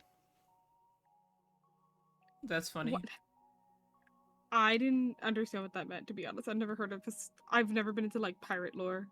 Sultan is I want to say the closest thing I know is Jafar from Aladdin. Oh, okay. But a sultan is, let's see. Trying to think, because it's probably spelled differently. Sultan. Okay, SU. A sultan is a sovereign or a king in the Islamic world. Derives from an Arabic word for strength or authority. So that's essentially, I want to say it's because he was wearing 2 different things. Or he probably just says, I'm a sultan's pirate. In his commercial. I like how he has a little bird. I like the bird isn't always on his shoulder. He's just kind of falling off. Yeah. But I feel what really have sold it... Did you say something? No, I was agreeing with you. What he really would have sold it was if you just had to just get a sword and then a hook, then boom, you're making it. That's where the real pirate lore is at. Pirate interests. Like a peg leg is already good, but like you need a hook. You're telling him what he needs. He probably gonna you. He'd be like, I'm doing my best. Yeah, you're right. You're right. He probably can't afford getting a hook, getting a sword. Yeah, that's probably too much. He could probably just make it with the crappy items he has around. I'm not gonna lie, but. Oh yeah, you get like those paper shredders and you just take it off. Boom, you got a sword. Yeah. You get a clothes hanger and you've... There's your hook! There's your hook! Yeah, freaking clothes hanger, dude. Yeah, there you go. So Clark doesn't have an excuse. You could have totally made that. Oh, you know one thing? Like, the one thing I really enjoy about Mary's story when they were getting into it is the idea... At first, when I saw it, I was like, oh, was Mary a part of some kind of idealistic of a cult? Was her mother interested in religion? Because the constant like view of this sun thing that keeps appearing, right? And I was like, I wonder. And then you see in interviews that like Kane points out the sun creature again because he has multiple paintings of him, and when you go through the his series, the sun, like the symbolism of the sun keeps appearing again. So then I'm like, does this actually have some symbolism, or Kane just really likes the sun? I want to point to it being probably both of those things, but there is importance to the sun that I guess it's not something they're gonna explore just yet, because we see the sun, but like we don't see any elaboration to it, I think. Other than the one portrait in the hallway where it's like a sun creature eating something, which is something that Mary was used to seeing in her past. And she I was like, is her mother agoraphobic? Was there something wrong with her mother, or was she believing in something? Maybe. And I saw some people say like, oh, her mother was probably in the background before. Yeah, I've heard that too. Yeah, I was like, I don't know about that one. Yeah, that's maybe. Definitely probably not it. One moment. All right.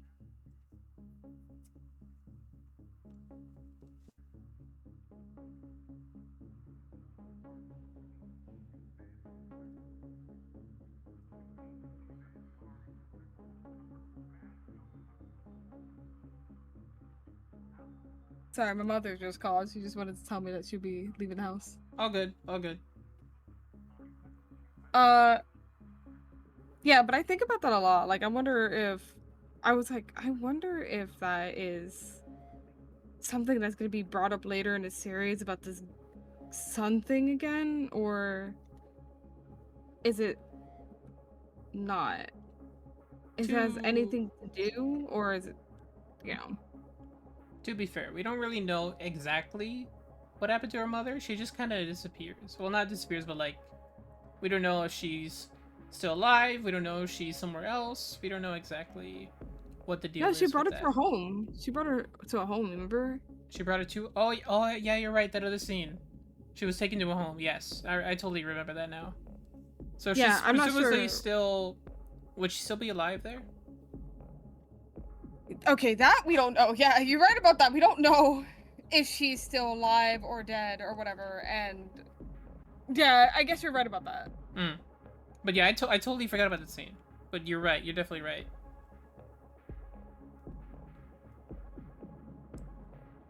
Okay, so I have more by this questions point, about Barry's background, but I do like the fact that a therapist making these words, you know, like how to get better mentally, not only to follow her own advice, not to follow her own path that she's making for others.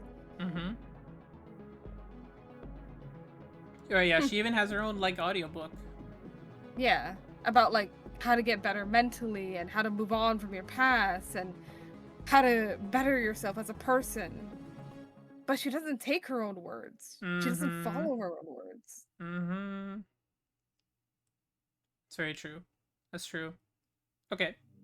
So by this point, we see also another struggle of him is him starting to pay the electric bill for electricity that isn't his. Because we see the electrician. He goes down and finds, I think it was in that video, 3 extra red switches that were fused into his power box. Mm-hmm. So presumably, I want to say at least 2 of those don't go anywhere, but one of those goes right to the back rooms. Mm-hmm. Or maybe they power different parts of the back rooms, but like we really don't know. Yeah, no, we don't know about that. If so, it's interesting because like if what powers the back rooms is just loops around it being us, we power the back rooms. Which would be like, we're not gonna get power from the back rooms. It's only getting power from us. Okay, yeah. I didn't think about that. That'd be a funny twist. I mean, it is already consuming our memories, so why not? Consume our electric bill. My dude, who am I paying for? The still life in the back rooms right now, giggling. This is part of my plan. This is part of my evil plan. Okay, so yeah, this is when he goes to meet with Mary, his therapist. Or was it psychologist or therapist? A therapist, I think. I want to say therapist.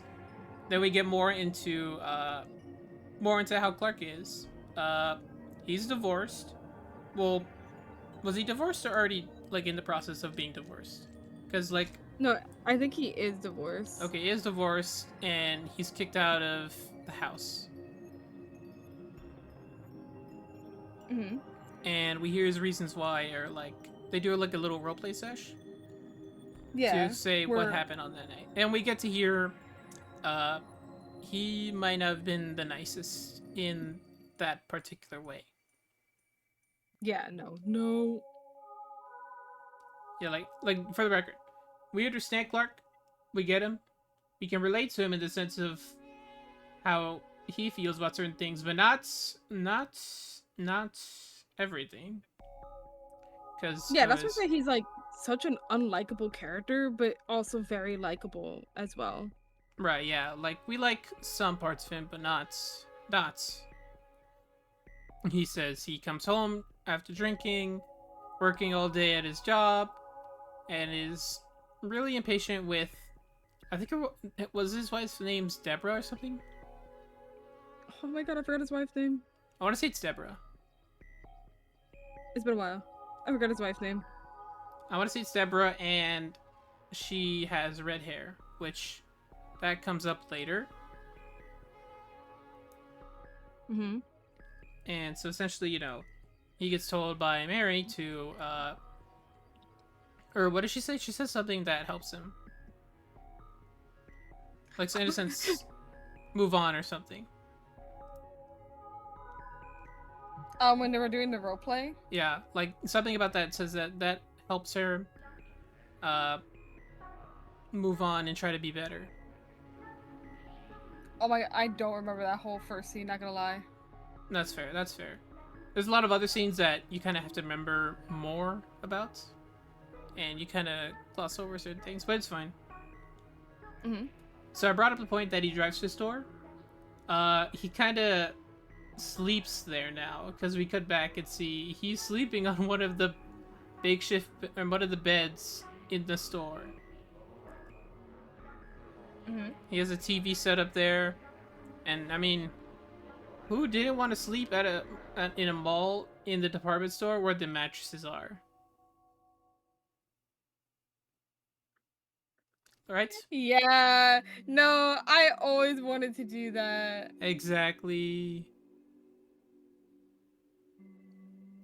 But it's also like kind of scary in a way. Like, yeah, he sleeps at his own job because, he got kicked out of his house by his wife because of his, Drinking, egregious anger actions. issues.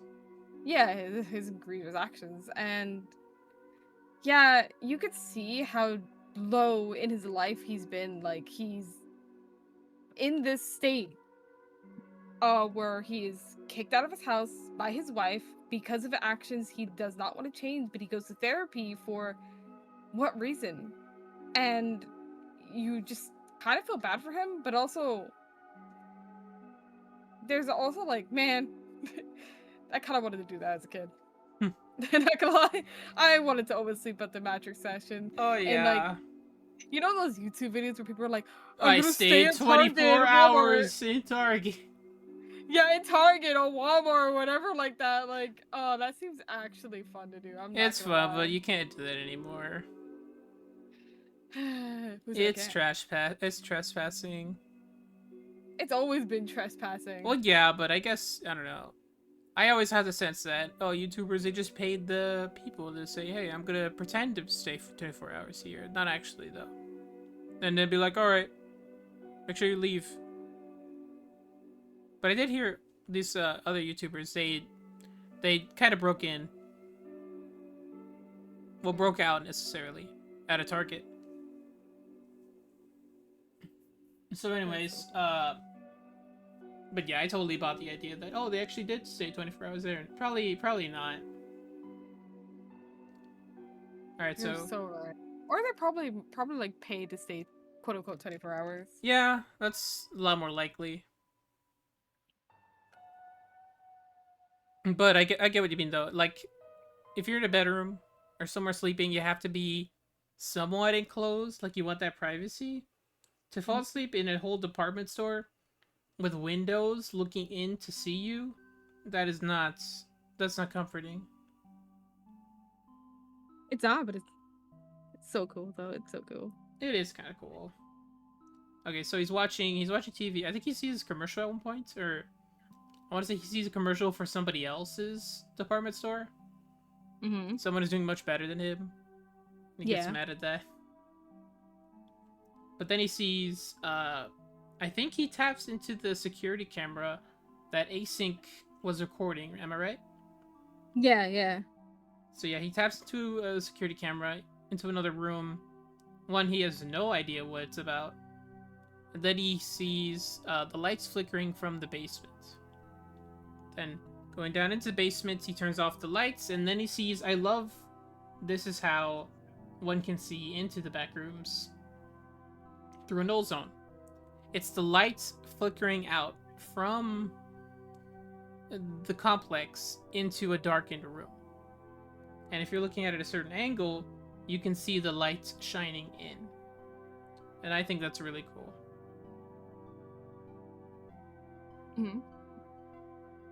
I do like that. That was a really good touch to show how like kind of inviting it feels, and also like very odd.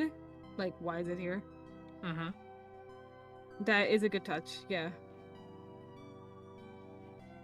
Okay, so he goes to the back room. He walks around a bit.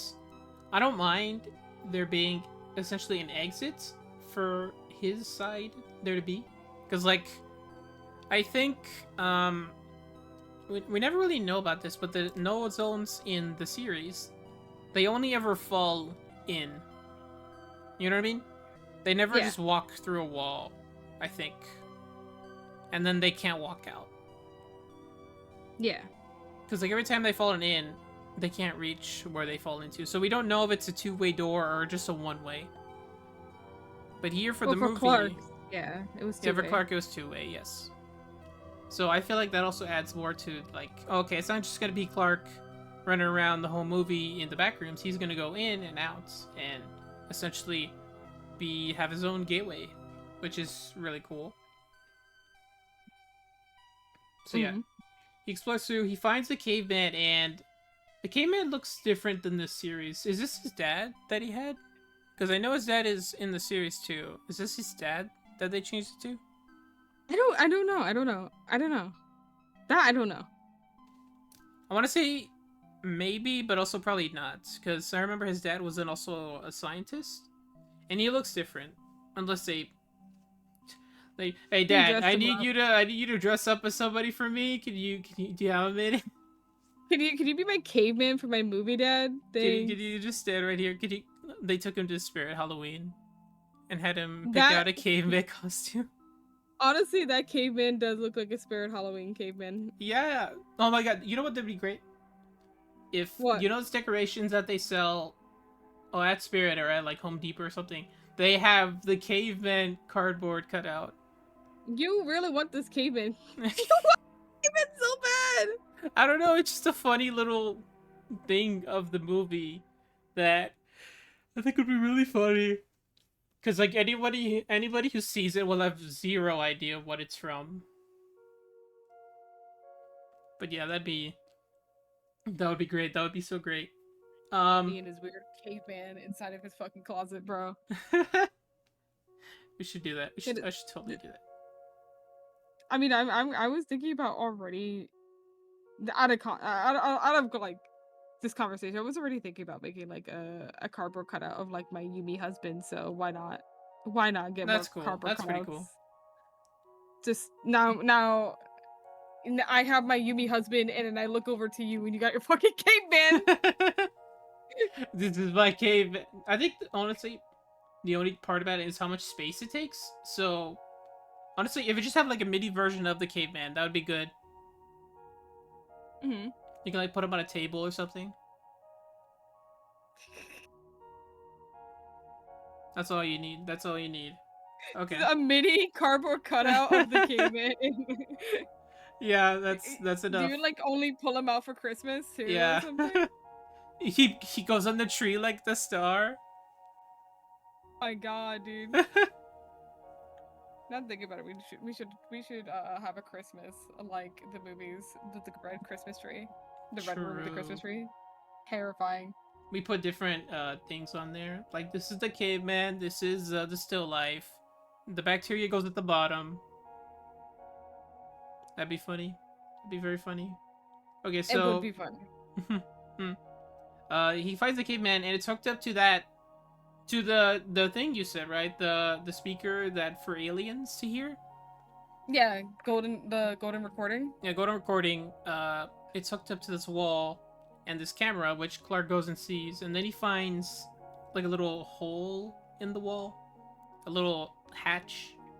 Looking inside, it belonged to it was a backpack, and that backpack belongs to Daryl, the dude at the start of the movie who had the async and got attacked by Captain Clark. Mm-hmm. So going through, he finds an exact, I think pretty much shot-for-shot recreation of what just happened earlier that day for the commercial. So like the throne is there, the shoes of Kate and Bobby are there too, but they're all sunken in. So like either what was just created was the memory of their shoes and the broken throne for the commercial, or all their still lives were created at that moment and are elsewhere in the back rooms. So like the reason why Clark hears this was definitely Captain Clark, right? Because I don't think anything else would have shown up at this point. Because we hear we hear noises, and we see, I can't remember if we see something. Like a foot or a shuffle, maybe, or the door opened. Mm-hmm. And then Clark books it to the, you remember that little, like, okay, so there's a throne room, and then there's the, you kind of have to, it's like a slide almost, where you have to walk up to the little hatch door to get out. Mm-hmm. That is a good way of building tension for the moment, because like you have to climb up to it, and you're very exposed. Yeah. So thankfully, this part of it, it doesn't just keep going. It loops around to the front where the pot sign was at, the reverse stop sign. Yeah. The So- reverse stop sign. That's good. And then he runs, and then he grabs a stool from the pile of furniture. I saw it as just to protect himself, just in case whatever comes out tries to get him. Me and my friend, I don't know if he's still here, but me and my friend told it. We were just like, maybe this is a way for basically like telling him this is not a dream. You know, like he's gonna take something out of the dream to Yeah. be like, this is real now, you know? And it did. He like, Mhm. you know, he runs back, he runs out of there fucking scared, and he's like, wait, I gotta prove to myself I'm not in a dream. He runs back in, and he grabs the stool, and he comes back out, and that's why when he's out of the back rooms, he looks at the stool, and he's like, what the fuck? You know? That makes more sense, yeah. And I think that's really fucking funny, especially his face when he's looking at the stool. To me, like, cracked me up so much because he's like holding the stool like over his head, kind of like in fear, and he looks at the stool and he's like, "What?" The backroom stool. I'm pretty sure everyone tried to do that at one point. If you're in a dream and you know you're in a dream, but you think you're gonna wake up, but you want to take something with you, right? You want to take something with you and hold on to it as you wake up. Then when you're up, it's not there anymore. Yeah, exactly. That's what he was expecting. But then you also see that he's done that multiple times, because like when he was talking to Bobby, right, and Bobby's girlfriend, whatever her name is right now, Kat, Bobby and Kat, right? Like when they went down to explore the back rooms, you see that he's collected multiple things in the back He brought rooms. in the stop sign. Yeah, and unfortunately, these items respawned, by the way. Because when you Infinite go back, stop sign glitch. oh my god! If it printed money, you Huh? get rich. Clark My would have to worry about God! anything. That is so true. That's a way to do counterfeit right there. And nobody Infinite would know. money glitch. Infinite money glitch. That'd be so funny. That would solve all his problems. That would, but I don't think I'm pretty sure he didn't think that way. Yeah, he just started collecting more. What do you sell? Would he sell, if he had the opportunity to? Would he sell everything that he got in from there? So like all the stuff he brought in, would he sell this backward stop sign? Good question. Would you? Like, who would buy that though? I want to say people for like art museums, they would see it and they'd be like, oh, look at this. This captures the beauty of the reverse stop sign. We'll take it for 7 million. That's what they Bro, that is so fucking true though. So yeah, he comes in, he grabs a stool, but we also see this guy. We hear his name, I think, at one point. Phil. Phil is the dude that saw Clark in the camera. Phil is the async dude who we see also later on in the movie. Yeah. He's like with his family and he sees the commercial for Clark and he's like, I know that guy. I remember him. Think about memories. Oh. Okay. Yeah. Okay, so this is when Mary sees Clark and he talks about it, and obviously to anybody he's gonna sound like a crazy person about finding a place underneath his building that goes on forever and it's all just the same room copied over and over again. So he brings a map, and the map is cool, but I wish it was more like these. Oh, well, what I want more is like I want a huge map. I feel like Kane has probably made one, or like, probably not, but that's super complicated. But like, so funny you say that. You can buy like there's like a book by Kane Parsons, A24, right?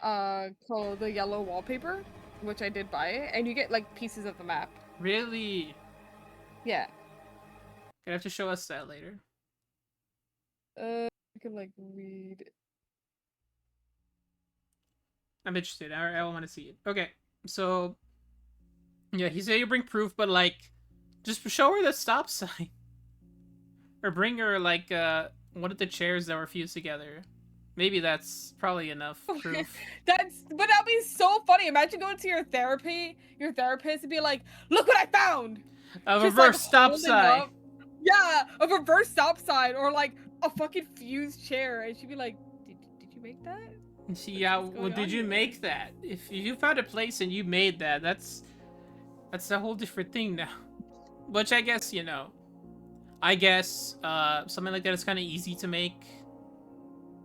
Roughly, you just steal the stop sign. That's probably fine. Honestly, wait, that would be more troubling. Yeah, 'cause she would think he stole a stop sign somewhere and just defiled it. Yeah. So just show her the chair. I'm sure that's enough. I don't think that's enough. I think she would just think you made the chair up. She's like, okay. You just super glue two chairs together. Mm-hmm. That's probably it. Okay.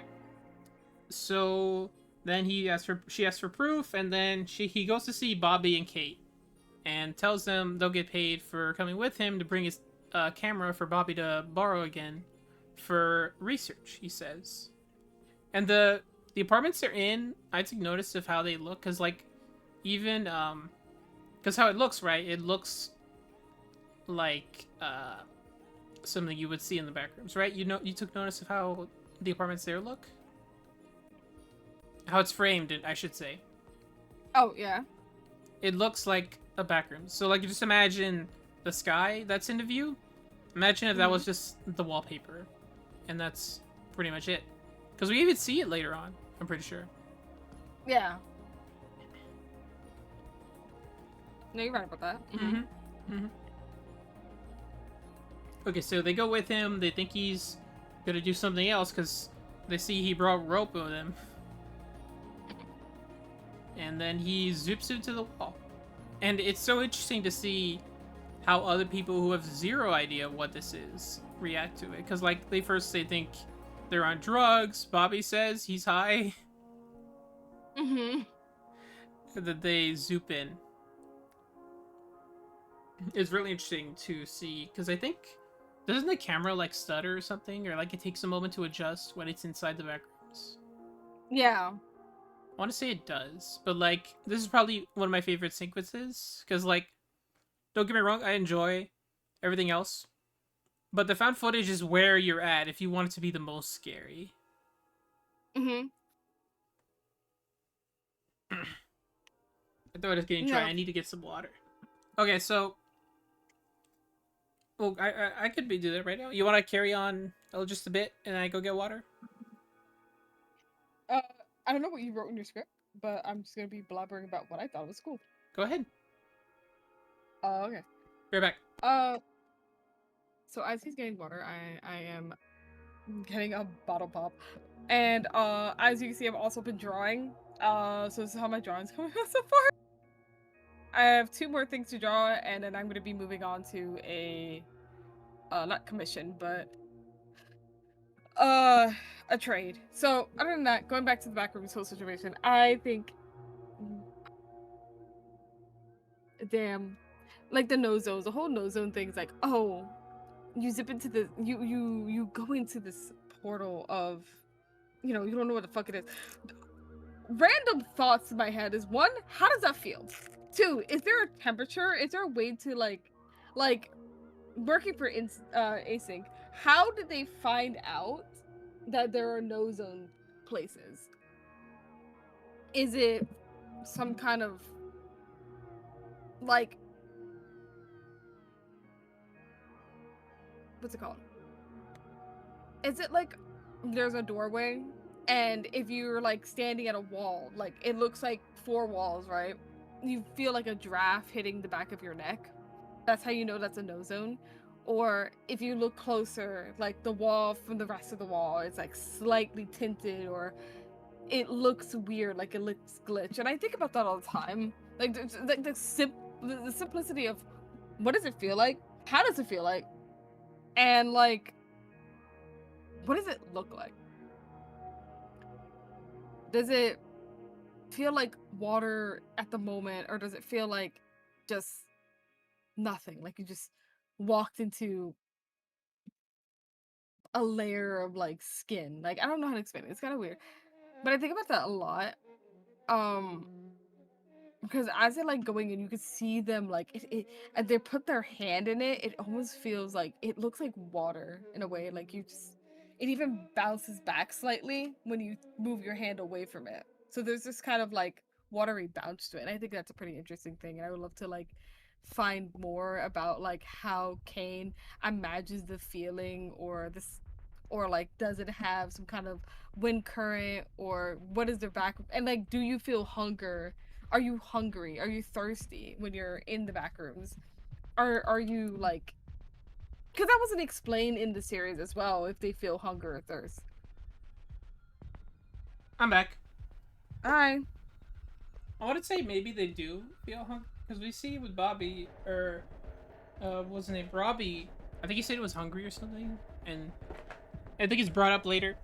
I think that is how he's been living there with Clark. He says you can eat the still lives. I think he can get hungry there.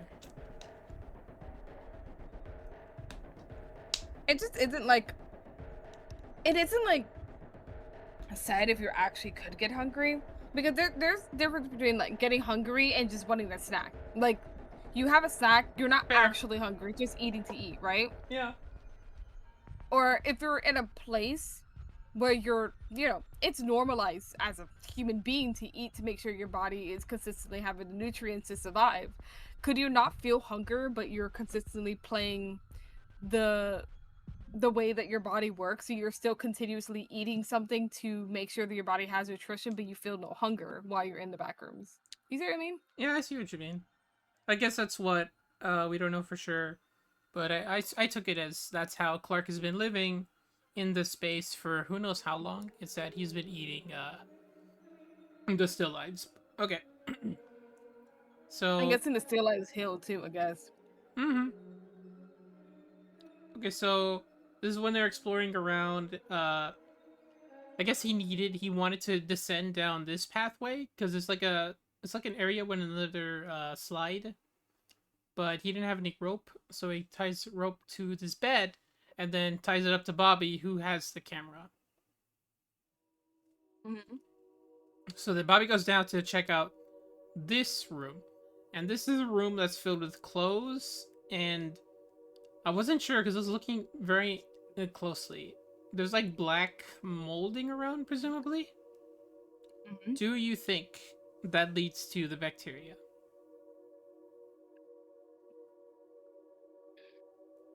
That's a good question. Could it be Clark that pulled him down, or was it bacteria?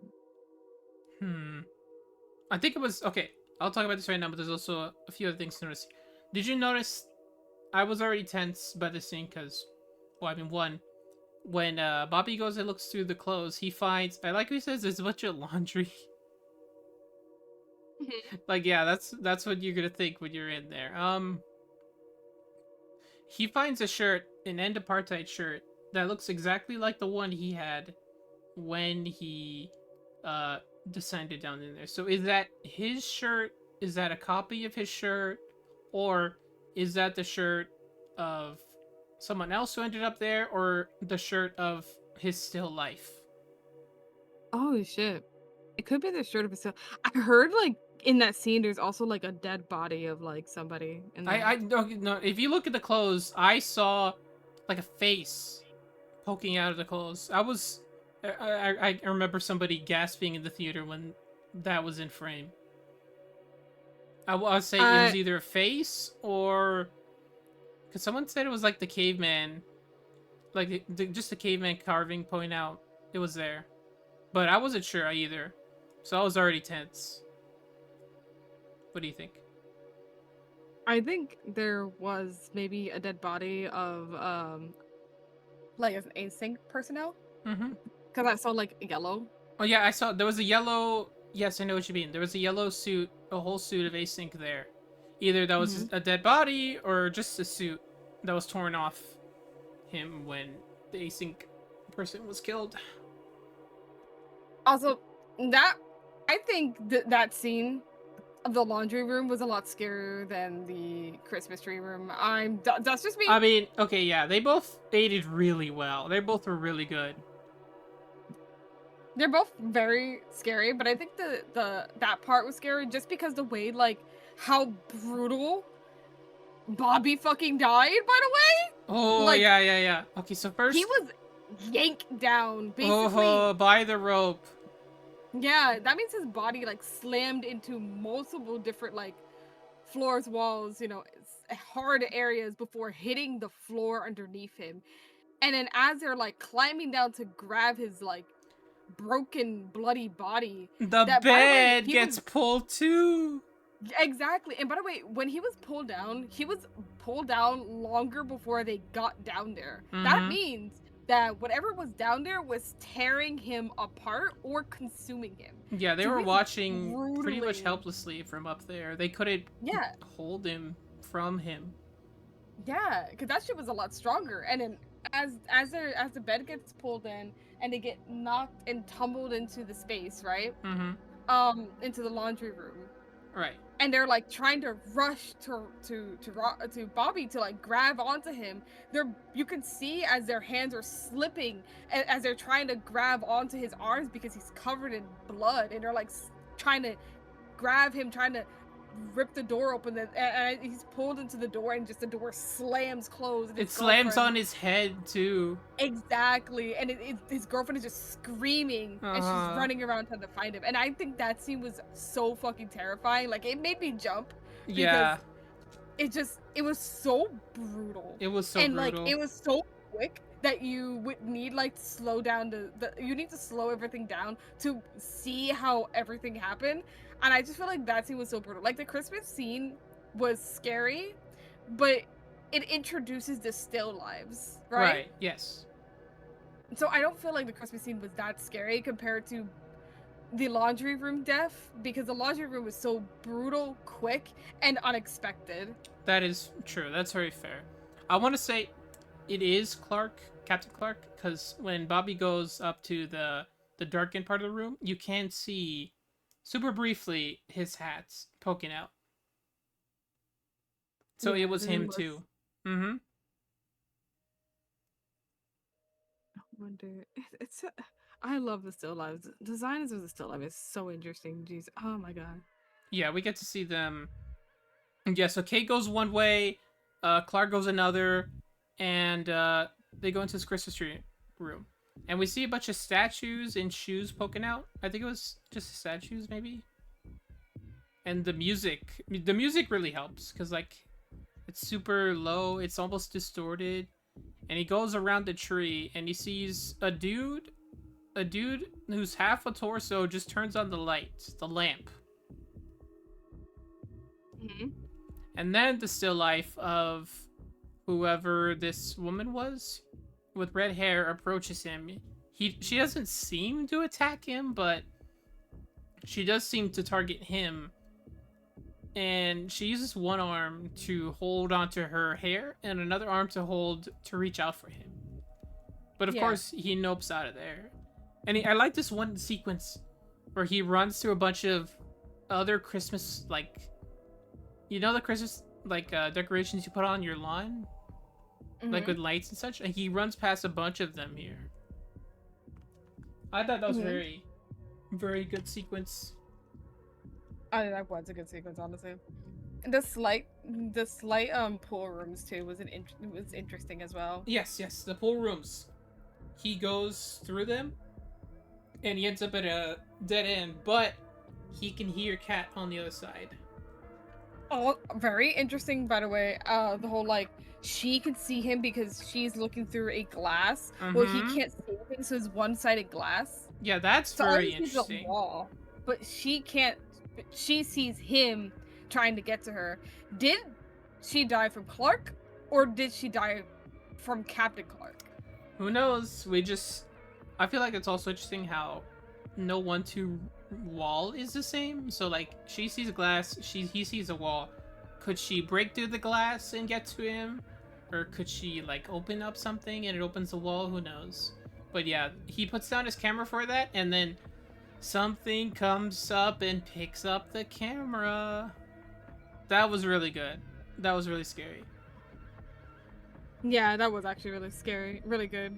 So, like, why does Captain Clark do that? Did he do it because he remembers Clark doing that? Does he do it just to do it? Does he doing it like is he preparing for the commercial? No, we don't even know if it is Captain Clark though. I want to say maybe because of how tall it is. So, like, when the camera's picked up, it's raised really high. And also, I mean, we don't really see any other, I want to say, antagonistic forces. Like, there's that one still life that goes after Clark, but we don't know what she was really gonna do. And Captain Clark is kind of the, like, I don't want to say antagonist, because that's not even what he was. He's just like this force of nature. I mean, she didn't really attack him because you see her again in the dining room. Yeah, she's scene. just kind of chilling there. But she basically fucking rips her hair off. Oh which is yeah, that was crazy. like, yeah, like, it's not like, the still life is just kind of there, but like, that's still very upsetting to see. Right? So yeah, we don't know what happened to Kate's. We don't even know if they ran into each other again. Well, I guess at some point Clark must have, but yeah. I mean, people are saying that, like, Clark, not Captain Clark, but Clark killed Kate. I've seen people say that Clark killed Bobby because when he tied the knots, he tied it very, like, tightly so that Bobby wouldn't be able to get out and be fed to Captain Clark. That wasn't his. I really don't feel like that was his intention. Yeah, because I don't think so either, to be honest. he just seemed so panicked when Bobby was caught. Mhm. Like, and you see him literally trying to pull at the rope. Yeah, he does. He does. So, like, who knows what happens? Who knows how long it is? Because when we see Mary, she goes to the Ottoman Empire. Well, she gets a phone call, right, from Clark saying he likes where he is. He's gonna stay there. We don't know how long he's been, both in real time and Backrooms time, because Backrooms time sometimes messes with real time. So, like, go ahead. No, I'm listening. So, like, we pull up, she goes to the place, and there's a bunch of mail. If we assume all this is like electric mail or just pills, assumingly 1 month, and then he's been there for a while. At least, I would say a few weeks to a few months, I would probably put it. Because, like, we generally don't know. Yeah, we generally don't know how long he's been there. And another thing, we don't even know how time is working there. Does he believe that he's been there for not as long, or what?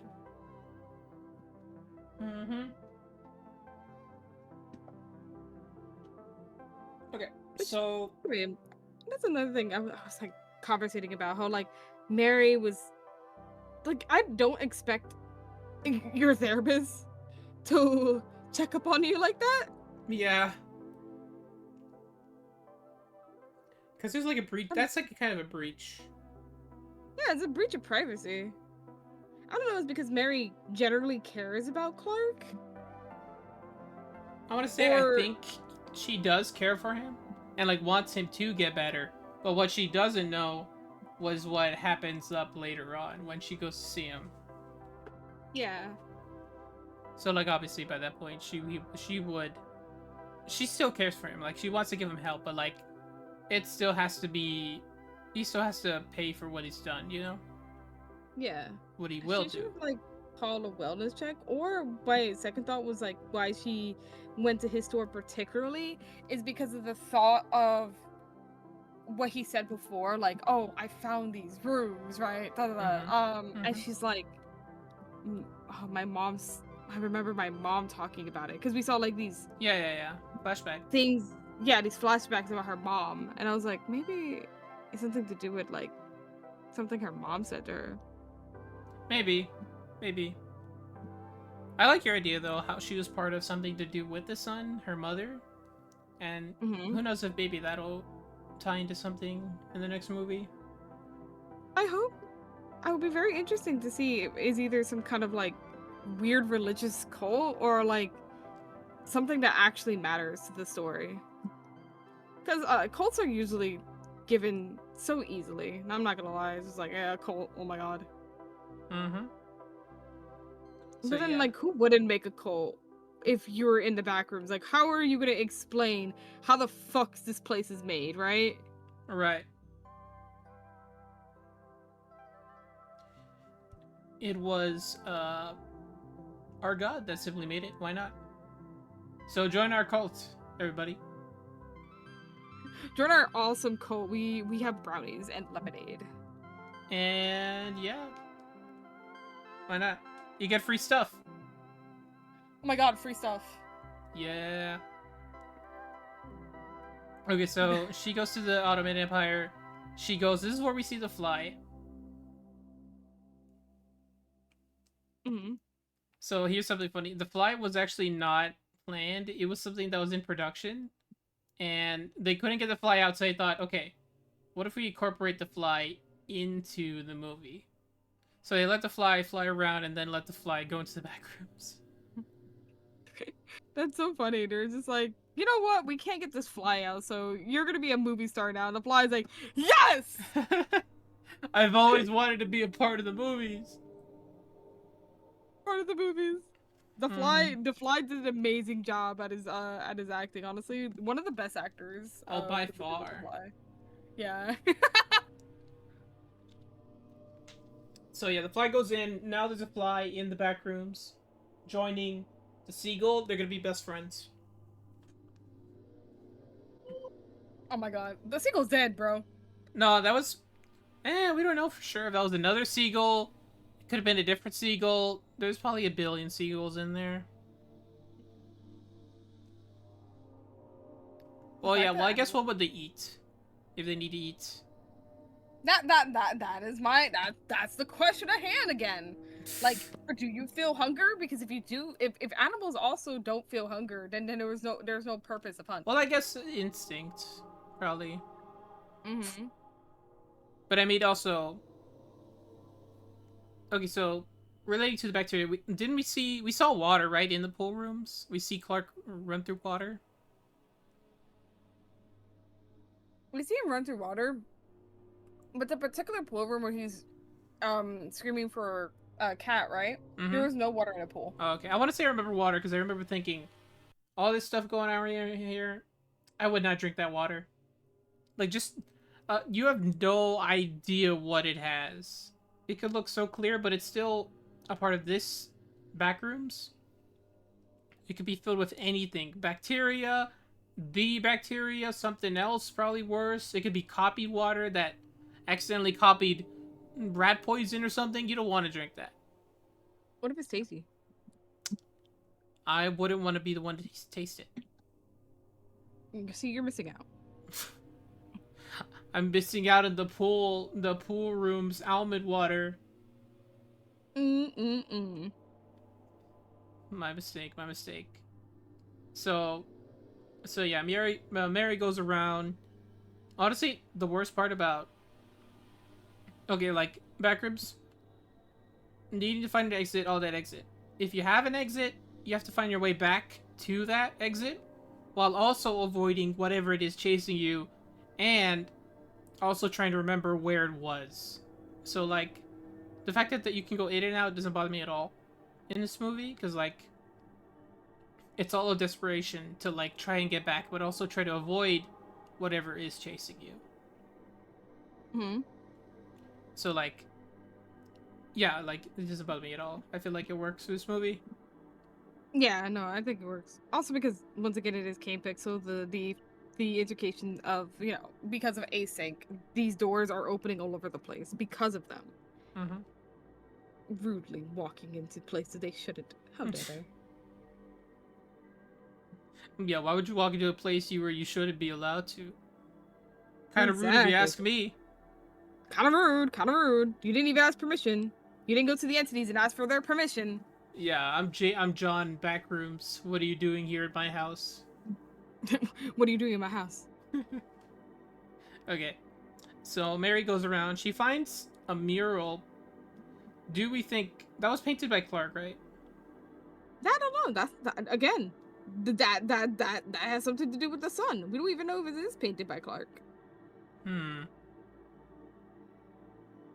guess you're right, but we do see Clark. He kind of hides into a corner, and then he just pokes half of himself up, and hello, Mary. You came.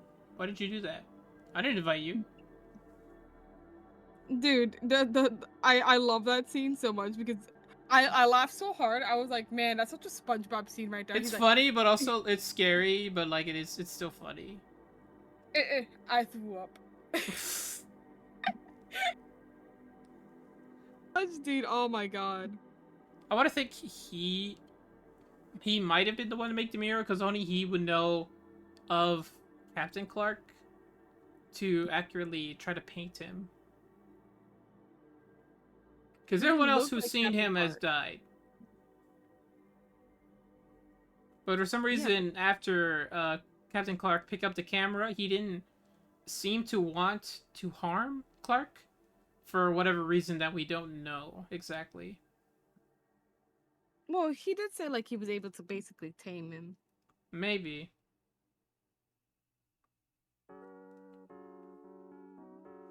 Okay, so after that, we expected Captain Clark to just pop up because I know everyone did, but it said Clark is the one to knock out Mary. Yeah. Knocks out Mary, and then we get the dinner scene, which is I like the scene, honestly. I totally understand what it was going for and totally get everyone who just thinks we're gonna get the games you see for Backrooms on Roblox. What? Yeah, like I was expecting this whole movie to just be somebody chasing them, not for this to be a whole scene. Oh my god, really? Mm-hmm. No, but I love that dinner scene so much. I think that dinner scene was just the dinner scene is when I start to relate to Clark in a way. Yeah. So he meets. He has other people there for dinner. He brought the woman, which I want to say people are thinking that's the still life of Barbara, his wife, his ex-wife. Yeah. Because of the red hair and how she acts later on. Because she runs away. A lot of people say that that's a still life of his wife. Mm-hmm. And then you get the other dude who turns on the lamp that's part of his chair. Germ. Yeah. Is that his name? And that's what everybody calls him, Germ. Okay, we got Germ there, and then we got the six-eyed dude with a beard who's sitting at the table. Mm-hmm. And these guys, they all look super cool and unsettling, and honestly, I don't even see them as, like, not technically alive, you know? Like, I see them as just, like, I want to say entities, but even then, that's giving them too much, like, livability, I guess? Like, I don't know how to put this. They're like husks or statues, like, with nothing to signify them as being alive. I want to say golems, but even then, that feels like it's too alive, is what I'm saying. Because they're still lives. They're husk of their former selves. Husks of former selves. I guess that's a fair way to put it, but yeah, like, I don't see them as alive. They're like sort of robots in a sense of a being that can do certain things that is memorized from something but is not alive. It's a very interesting creature, I want to say. So yeah, that's very cool. That's why I love the still lives. Yeah, I feel like ahead. a creation of memory of what they think you are. Mm-hmm. But is that a perfect interpretation? Is that like a mimic? Yes. I feel like if this was a movie to introduce still lives, they 100% nailed it out of the park. Yeah. I think.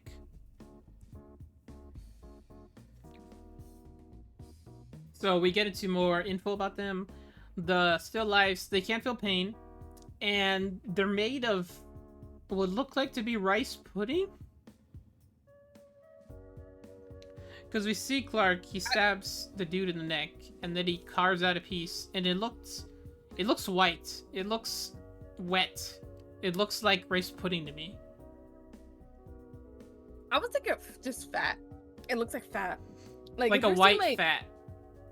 Yeah, like ever seen like just like a cube of fat? I've seen like, it. Yeah, it just looks like that. You know what I mean? The one they show in this movie, it looks like it would taste like milk. Or like, because he even pours a glass of it. If you see next to him, I want to say he takes the glob of whatever and he squeezes it, and that's what he drinks. So he literally lives off the still lives. I didn't realize he poured a glass of that. Oh my god. Well, he didn't pour a glass, but there's a glass next to him and it's also filled with the white stuff. So like, presumably that's what he's been drinking. Still life. Blood. Delicious. Yeah. Yeah, it does make you wonder, like, if he's only ever been eating other still lives. What else has he seen? Does he eat off of... How does he even figure that out? Did he figure that out by Captain Clark, though? I don't think he did. I don't think he figured that out by Captain Clark. I think he just made a guess. He came across them one day, and he was like, there's nothing else to eat here. I might as well try to eat this dude. Then he... Well, what, as a person, what would make you think that? Like, the only thing I can think about is that because the fact that, okay, weird theory. If the still life, the redhead, is his wife, right? Mm-hmm. Which I heard people say that people speculate that like Clark killed his wife because the way that the redhead still life walks towards him holding her head in his hand, right? But do you think she holds it in her hair because he pulled her hair in real life? That could be it too. People just also think that like maybe she's holding her head up because like Clark killed his wife. I don't think he killed her. I don't think he killed her. I don't think so either. But that was somebody like I heard people speculating that. I was like, okay. But you know, do you think that Captain Clark like hunted down that redhead one and that's why she was running away from him? I want to say maybe she was running away from him because that's what he was running away from him because maybe that's what his real wife did in real life with him. So like he yelled and then she ran. Or did something probably worse. Maybe he did pull her hair. And that's what caused them to divorce. So you think they went into an actual physical altercation then? Maybe. I want to say maybe because, I mean, we hear like there's something brewing within Clark of his anger and drinking. So like, who knows what really happened? But I don't think he killed her. I don't think he killed her. Who he might have killed actually though is if we look in the fridge when he opens it, it's Cat. That's what I'm saying. Who killed Cat? Was it? That was another thing. Like, who killed Cat? Was it Clark? Was it Captain Clark? I feel like, I don't know, because we don't know if he made peace with Captain Clark. We don't know if he let that happen. We don't know. But I guess of how casual he is with his knife here, how casual he was with scalping the copy of Barbara and putting it on Mary, which is also messed up. Mm-hmm. And then doing that whole scene where it's the roleplay again. Yeah. But it is good for Mary to talk him out of this, talk him out of what he was doing, and talk him out of essentially kidnapping her, and also just try to go back home. You know, go back home and try to better yourself. Of course, face the consequences of your actions, but try to get some help. Unfortunately, that did not work. Yeah. It did not work in the sense of... Okay, so what attracted Captain Clark to come out? Was it the sense of him changing his outlook on everything? Was it him sensing he was gonna leave? What do you think? That's a good question. I'm not sure. Yeah, so Captain Clark shows up. He looks...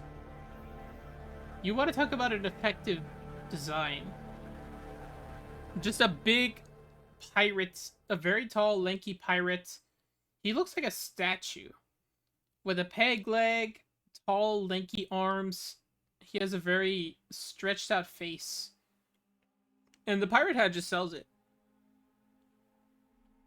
Yeah, no, the pirate design really does sells it. Oh my god, I love it. Part of me wishes he had a sword. Or like a sword hand. But that's probably a bit too much. Since Clark didn't have one, he wouldn't have one.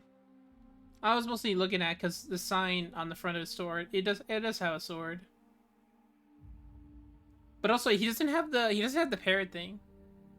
Maybe if it was still life again, he would have an actual parrot living on his shoulder. So like a still life parrot fused with his shoulder. That'd be actually kind of cool. That would be cool. That so would be yeah. cool. He comes out. Clark, he doesn't fear him at all. He like understands him in a way. Cause like, I don't know, he maybe saw him fighting cats and probably eating her as just what someone would do, not encountering their own still life. And then he picks him up and he thinks he's gonna hug him. And he even like puts his arms out to hug him. Does Captain Clark smile, or is that just how he folds his mouth when he takes a bite? I think that's how he folds his mouth when he's taking a bite. Because you see his like cheek raises up, and I thought, was he smiling as he ate him? I think that's just how he folds his mouth. Maybe. So yeah, he picks him up. He thinks he's gonna hug him. It's gonna be all sweet and happy. It's just the way we're wired. I'll see you later, man. I'm gonna go out my therapist and I'm gonna get some help. Nope. He bites into his shoulder and then slams him on the wall and the table. It's pretty violent. Do you think it is violent because Clark was violent, or some other reason we don't understand? I think it's because Clark is violent. Because like the other still lives, they're not necessarily like, they're just kind of there. They're kind of passive.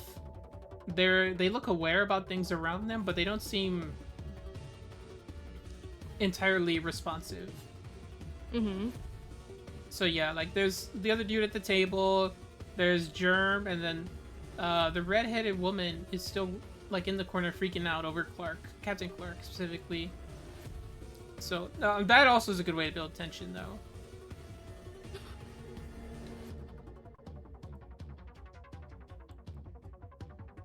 So yeah, then the chase begins. She runs into the neighborhood, which is an exact copy of Bobby and Kat's neighborhood, which I think was really cool. He drags... Go ahead.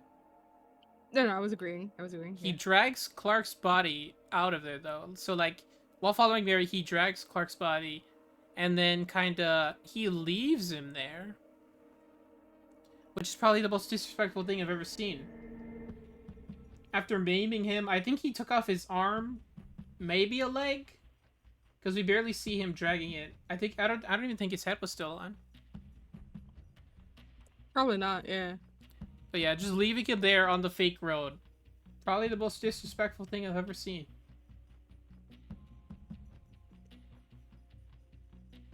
I mean, what's the use of the body that you no longer need?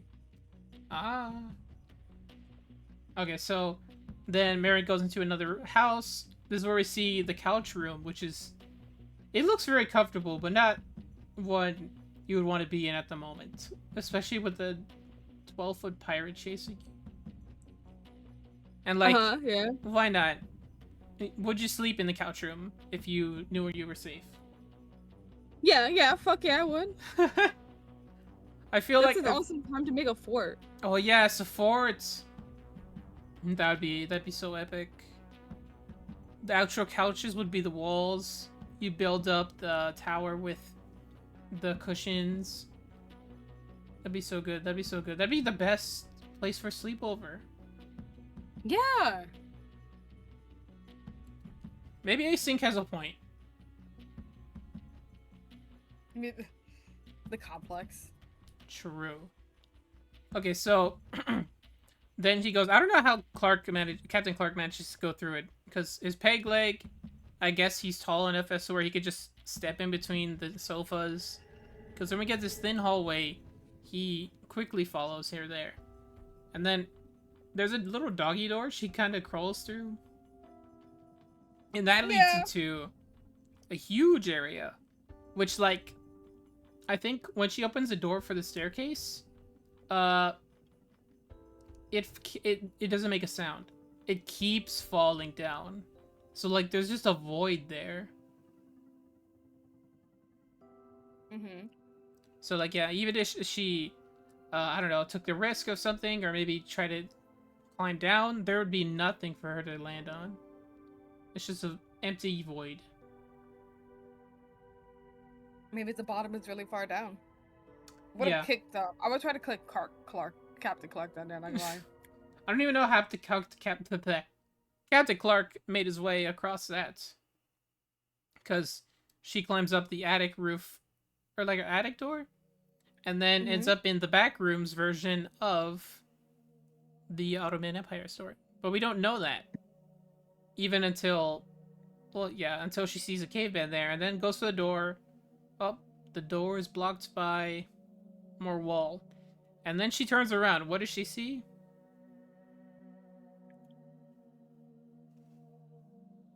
Captain Clark is standing by the stairs, super still.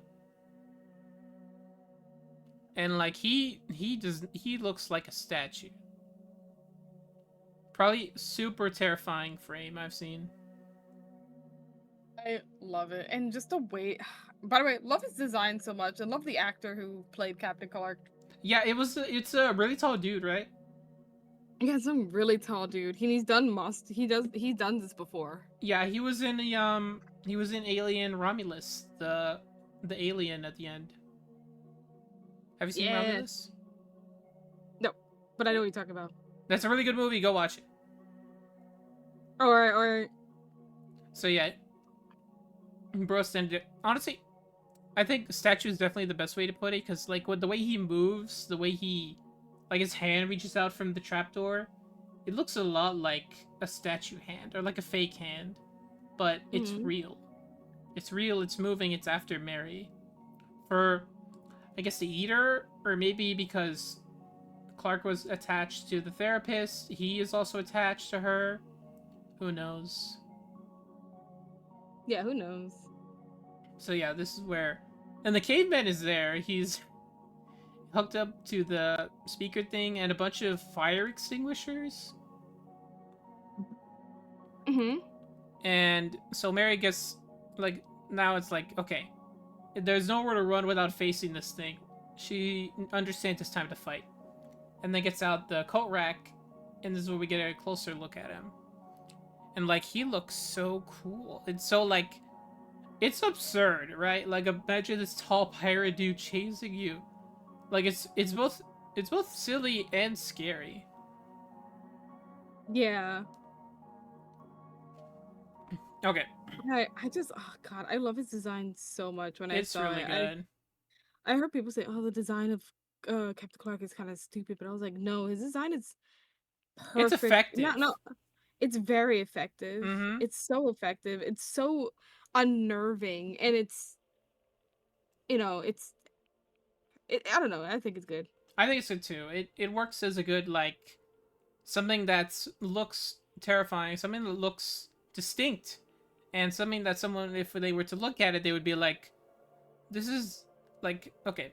So like, I feel like I don't know, maybe sometime later, maybe sometime down a few years, people are gonna recognize this thing from the Backrooms. You know, like it's unique, it's effective, it's something that if someone were to look at it, eventually be like, that's the monster from the Backrooms. You know.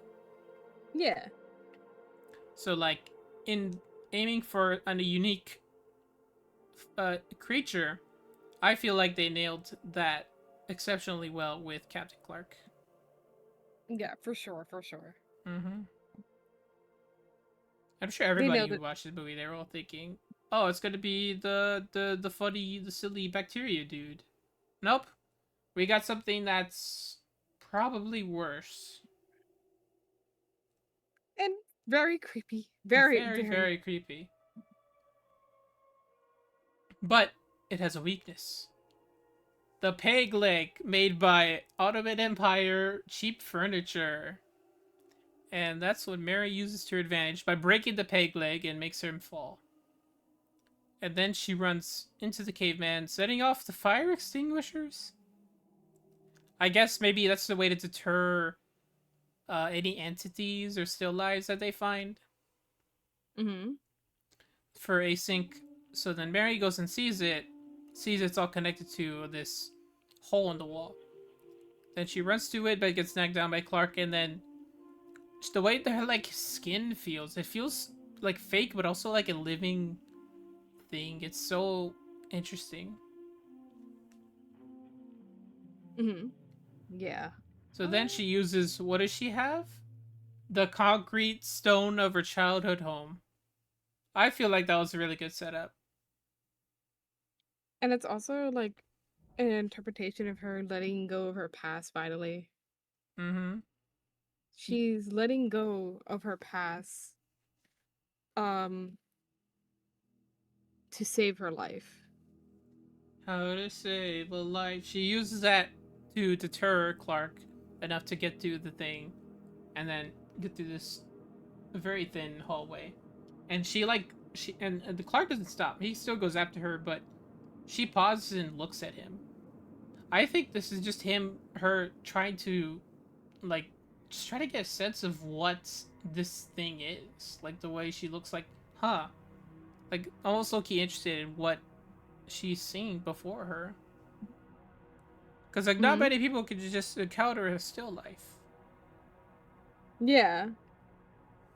So she keeps going, and I thought this was gonna be set up as Mary's gonna be fighting Captain Clark, and then at the end of the day, here comes Async rolling in guns ablazing, take out Captain Clark with a karate chop.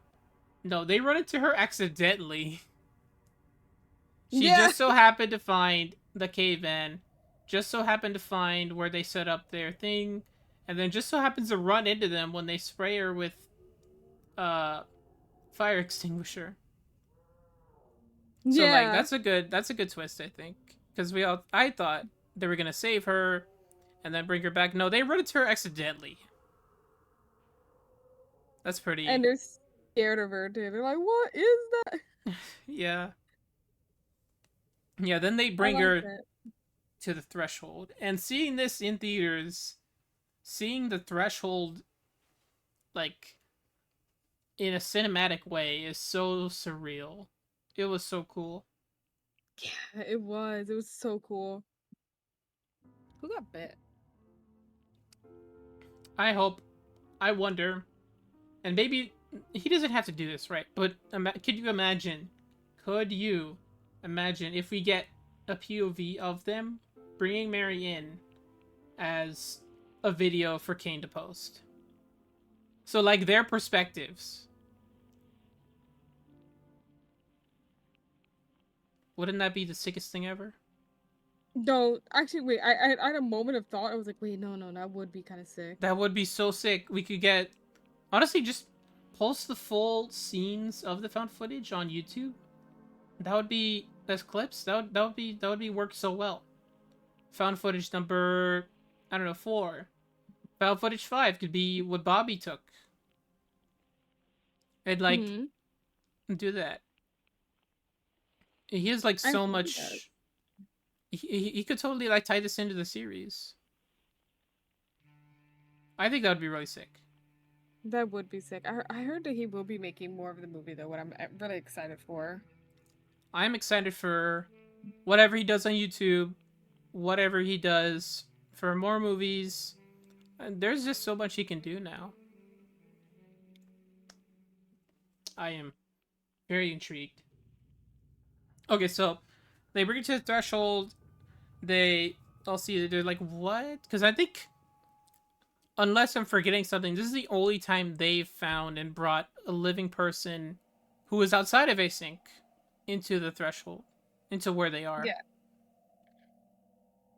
So like, yeah, that's correct. Okay. So they take her through, they have it through, there's a room where they pass by where it has a bunch of the cavemen. just all cardboard of the caveman just sitting there in that room.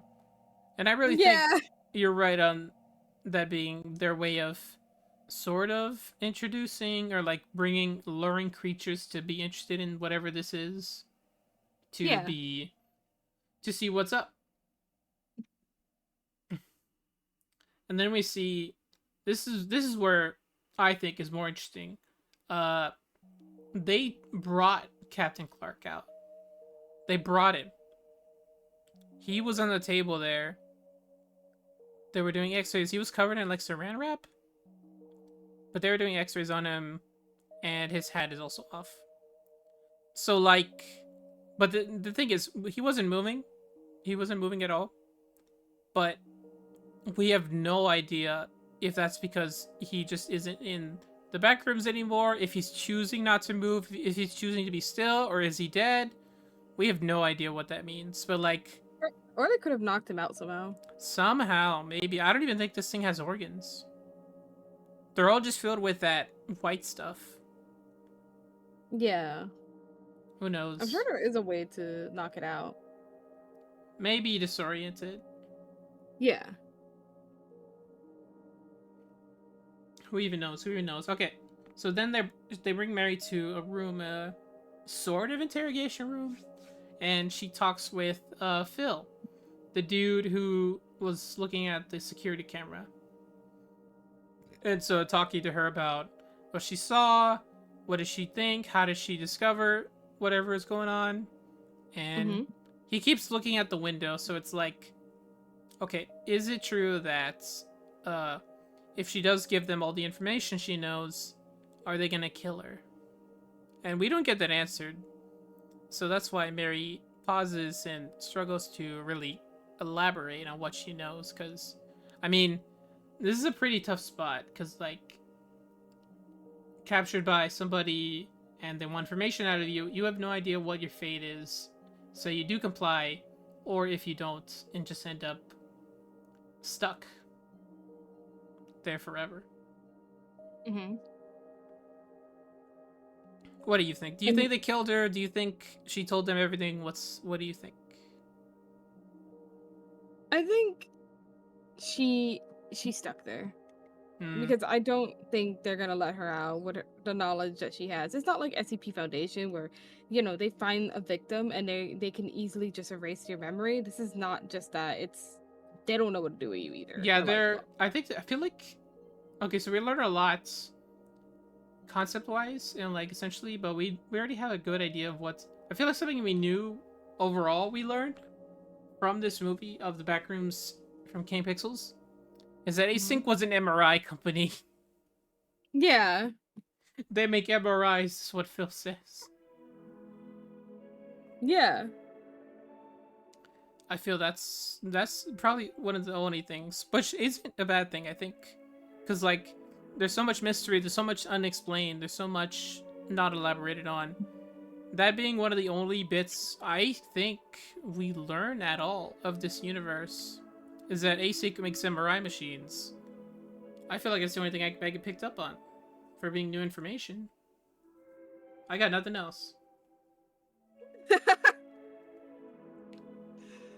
I was explaining to one of my friends that the whole like async making MRI machines might have just been like a front to tell like a regular person, because it took him a while to answer her when she said, "Who are you? Like, what are you?" Mm-hmm. And he looked over at the mirror, and then he looked at her, cleared his throat, and said, "Oh, we used to make MRI machines before we came here." Well, right, yeah. Yeah. So I was like, that can't be the truth. Yeah, that can't be the truth when they're all in hazmat suits. They're all doing their own thing. They made their own portal. Pretty like honestly thought ASIC was gonna follow her in, and they beat up with them in the back rooms, like through the null zone in Clark's store. That's what I thought was gonna happen, but it didn't.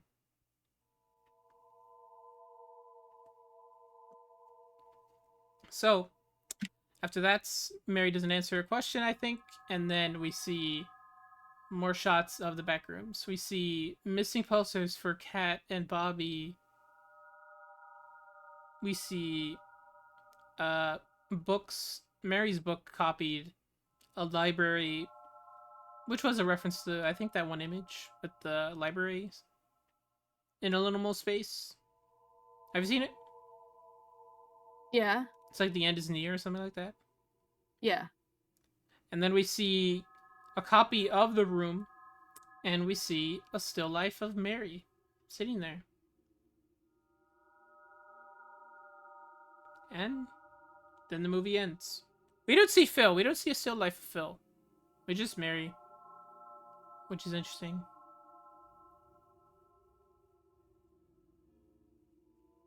I think it's just because maybe Phil has a still life. We don't know that.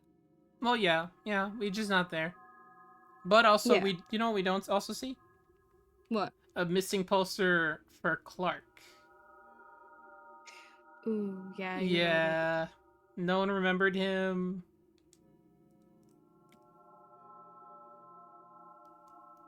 No one remembered him enough to make a missing poster for him. Only Kat and Bobby. Which is effective.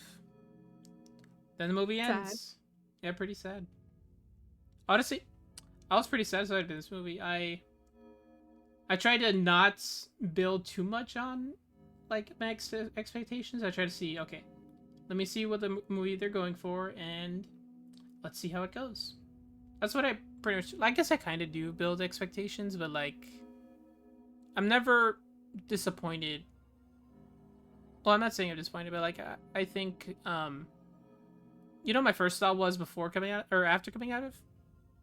What? In terms of found footage, I think Kane's work on the YouTube was better. Mm-hmm. At least in the sense of, you know, what was more effective in the tension, atmosphere. Like the videos he has for like the found footage ones, they're better than the found footage scenes here. Which is like, it's subjective, I think. But that was just my first thought. Like, what was your first thought about this? I don't know. His works on YouTube, that's better. Yeah. Yeah. Okay, fair. But nah, I totally like this more. I see it more. I like the messages in the movie that they were going for. It was really good. I love, as I said before, like I love the message they were going for, how it was interpreted. I like the movie, and I definitely agree that the found footage within the YouTube series, it's more eerie and a lot more. I think it's just scarier in that factor. But then again, this is like a kid, way younger than the both of us, making his first movie. So I don't think we should have high expectations of how it came out. But it's either way, like it came out really well for his first movie. Really, really as well. somebody who's younger than us. Mm-hmm. So I have some extra notes here. So yeah, Captain Clark was restrained. ASIC made some MRIs. I want to say because I think maybe it was said only that to only watch this, only the very first episode, found footage 1, is canon to this movie. If that's how, I'll elaborate on it in a second. It's canon in the sense that that's what you should watch, I guess, before understanding this movie. But the movie itself is canon to the series. So like, the series is not entirely canon to the movie, but the movie is canon to the series. Is how I want to put it. So I think that makes sense. Mm-hmm. Yeah. All right. Also, some of your notes. Unless I'm forgetting something, did anyone cough in this movie? In the movie theaters, yes. Why? Not when they were in the back rooms. Oh, I heard a lot of people coughing in the movies. No. In the scenes in the back rooms, were they coughing when they were inside? Good question. I have no idea. I gotta rewatch it. I would have to rewatch it too. Yeah, because I only heard coughing from the people around me. That's funny. So I was like, wait, what?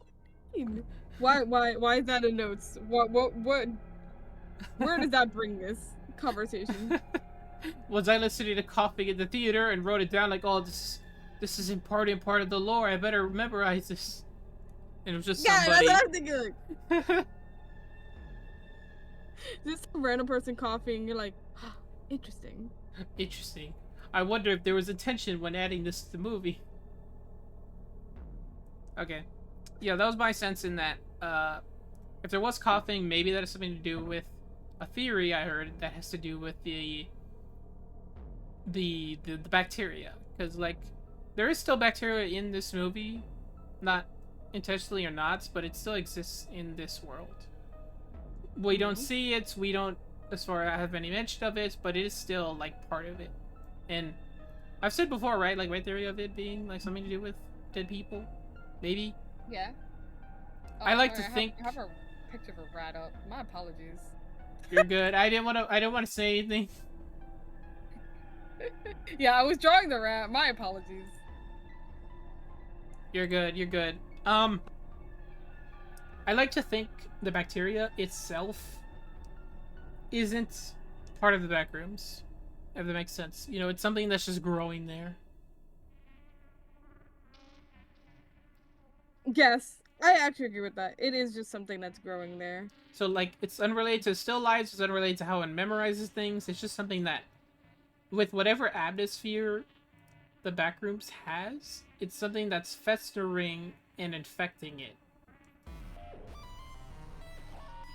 I agree with that. That's a funny song to come up. Yeah, I paused for a bit. I'm like, huh? Okay, so that's really great movie, really interesting stuff. Like everything. What are your scores for it? What was it? What is your score for the movie? Who does the score for the movie? Yeah, like if you would have scored it. I don't know.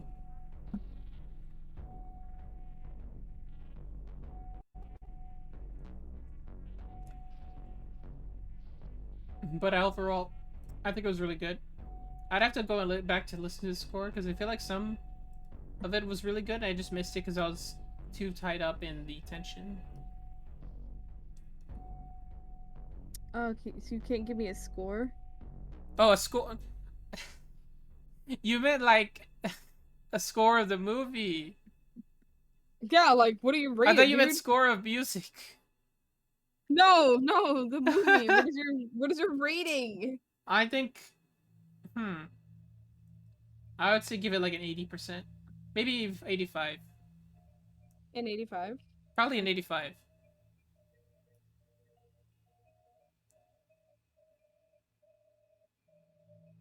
Like, I'm probably glazing it. It's at least a low 90 to a high 85. You're glazing it. Oh my god, bro. I don't know what else to say. It was really good. No, I enjoyed it. I think that was funny that you said I'm probably glazing it. Yeah, I'm gonna glaze this delicious Backrooms movie. Please enjoy. I very much like it. I'll probably just give it like a I'll give it to like an 80 or 90. I feel like the other movies I previously saw before going to see Backrooms was a lot more interesting. Not interesting. I think terrifying. The Backrooms, I love it as an artistic. It's very artistic. It gets to the it commentates on its point very well. It doesn't shy away from these kind of interesting, like, very dark topics, and I like that. Yeah, and it's like I said, it's just extremely artistic and beautiful in a way. Right. Right, like, yeah, it was beautiful in the way it was shot, and the way they do a sense of, like, making sure every shot outside of Backrooms is pretty wide and, like, a lot of open space. And then when we're in the Backrooms, it's pretty limited and claustrophobic. Which is really good. It's super good. It's super good. I really like that. Ellie. That's better. That's better. Sorry, I was trying to find a good pink for this hair. I have not streamed my drawing to you at all, and I forgot. It's totally fine. It's totally okay. Just flipping through the like different music of Kane, I feel like it's a good backdrop. Yeah, dude. Kane's music is just so good, dude. I love Kane's music. Shout out to Kane, the guy who we've been glazing with this movie. The guy that we've been glazing, bro. He deserves the glaze. He deserves the glaze. He does. He does. The one thing I wanted to bring up is just like the meaning and overall the meaning of the that's the thing that I was gonna bring up. Do you remember how when I was saying there was like 3 arguments with a movie? The first one we got over where, you know, people were expecting the wiki and they didn't get the wiki. Yeah, whatever. Yeah. The second thing, a little controversial, but also an interesting point to bring up, is the whole people without media literacy not understanding the point of the movie, which makes me really sad because, as I said multiple times, is that the meaning of the movie itself is it is a very psychological horror movie. Yes, there's jump scares. Yes, it's supposed to like get you sometimes, but the scares itself was not like the biggest thing that happened. Like, you get scared like maybe 3 times in a movie. Like, they got 3 jump scares, right? The rest of the movie was literally about this man. Both parties in the movie, both Mary and Clark, unable to move forward from a past they're stuck in, and they can't move forward from that. Right. But one person is not willing to move because he likes where he is. He's not willing to change. He doesn't want to change. And one person is willing to change. She is looking for a reason to move forward. And she found that reason where Clark was just eaten away, like metaphorically and actually physically eaten away by his horrible life choices. And I think that's such a good meaning in the movie, because I love Mary and I love Clark. I think both of the actors who played Mary and Clark did an amazing job. I think the way that they like acted upon like their emotions was so good. Like, even I felt like I wanted to tear up for Clark at one point. And again, like, Clark, you come to the movie and what's it called? It's an unreliable narrator. He is a strong definition of an unreliable narrator. And you come to this movie with these unreliable narrators, seeing from his point of view of this complete loneliness, and also Mary's complete loneliness and this like fear that she's holding back. and his complete loneliness and anger that he's holding back. And both of them are struggling through this loneliness. And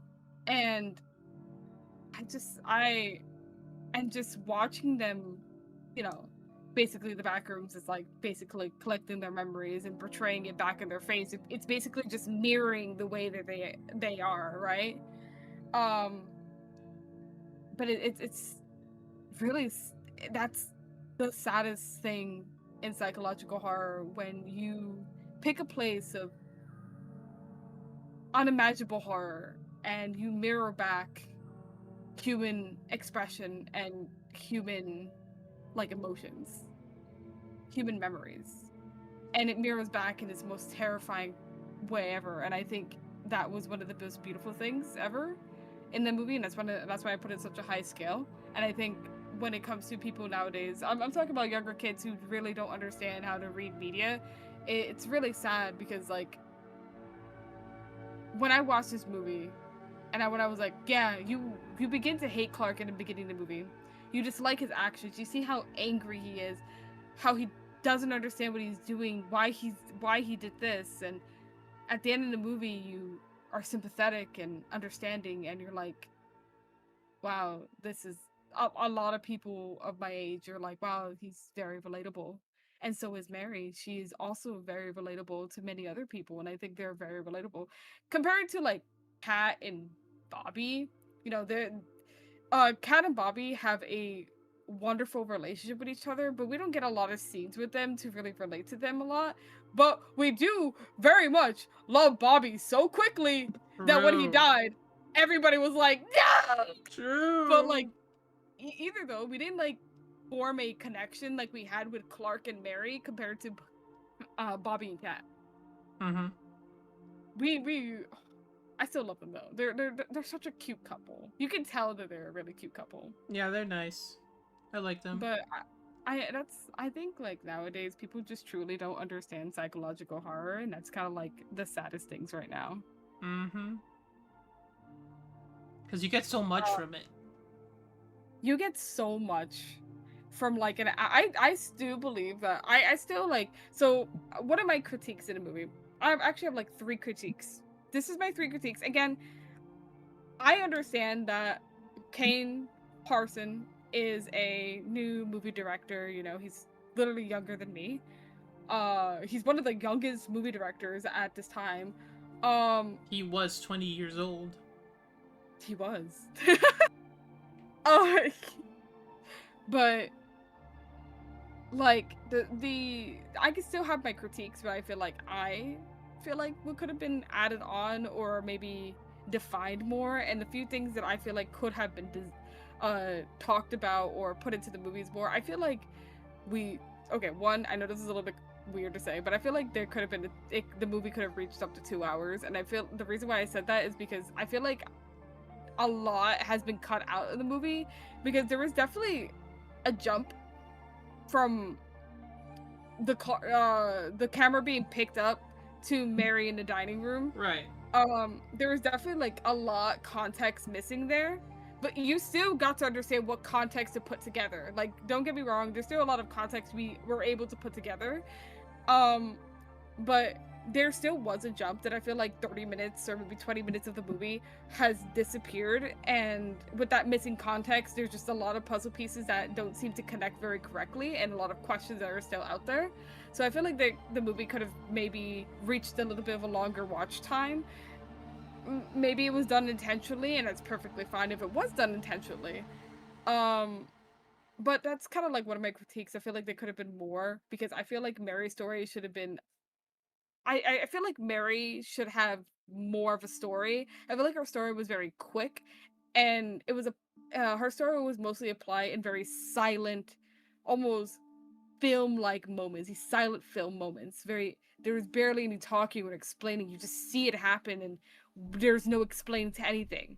Compared to Clark, it's very verbal in his backstory. We never saw his wife, but the way, because he's so verbal and irritated, we immediately know what the relationship between him and his wife is, comparing to Mary, which we barely understand what her backstory. We don't understand if her mom was actually agoraphobic, if there's some kind of cult thing, if she was afraid of something. We don't really know.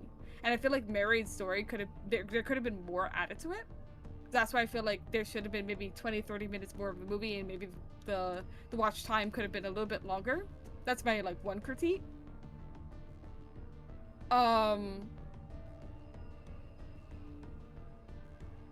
My other critique of the movie is, I had a critique, I forgot. You're good. I think that's just all just compared to just needs more timing. I needs more character I wouldn't building. have minded more time, yeah. And a little bit more time with maybe Bobby and Kat. Yeah. Not gonna lie. We needed more I would of have loved to see them. more. I would love to see more of them, but like honestly, I feel like we were missing so much, you know? Mm-hmm. But that's like my few critiques. I feel like that's pretty like it's not like that crazy of a critique though. I feel like everything else is pretty much perfect. As Yeah, I I said, agree. I love the way the movie is, the oh my god, cinematography word. True.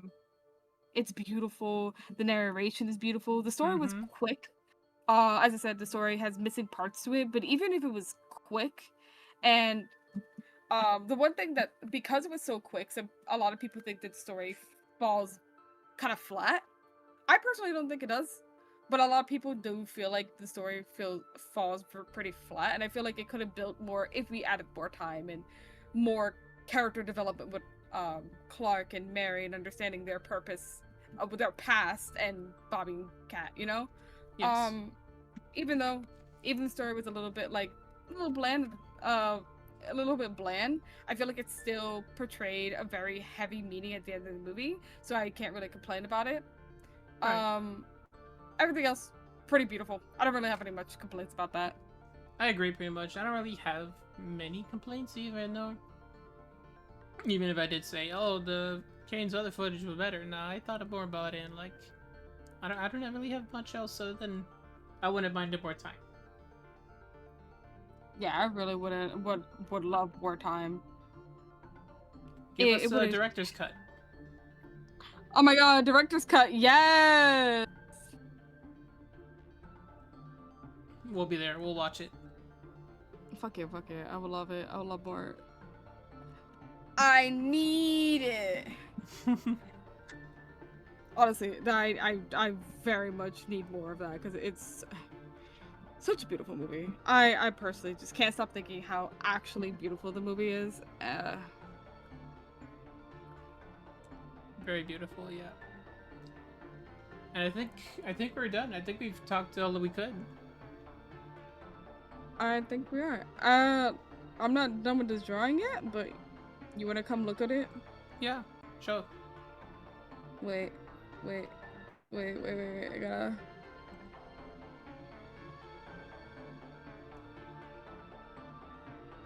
I'm just coloring the skin in a little bit more darker because I like this character dark. Okay.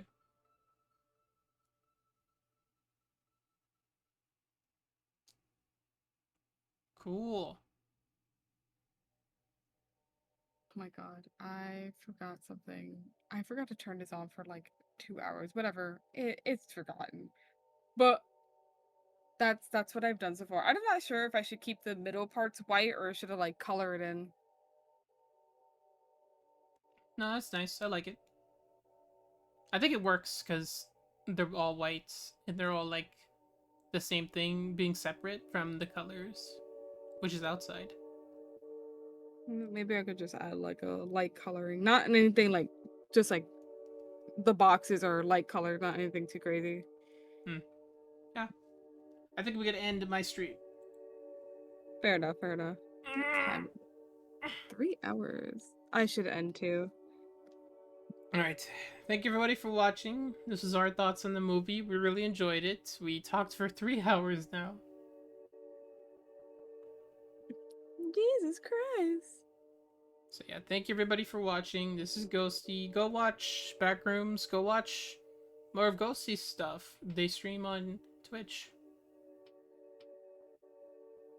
Well, you're not streaming on Twitch? No, yeah, I'm telling because I'm gonna upload this to YouTube. Oh. Yeah, I am streaming on Twitch. But go watch Ghosty on Twitch. And thank you all for watching. Bye. Bye bye.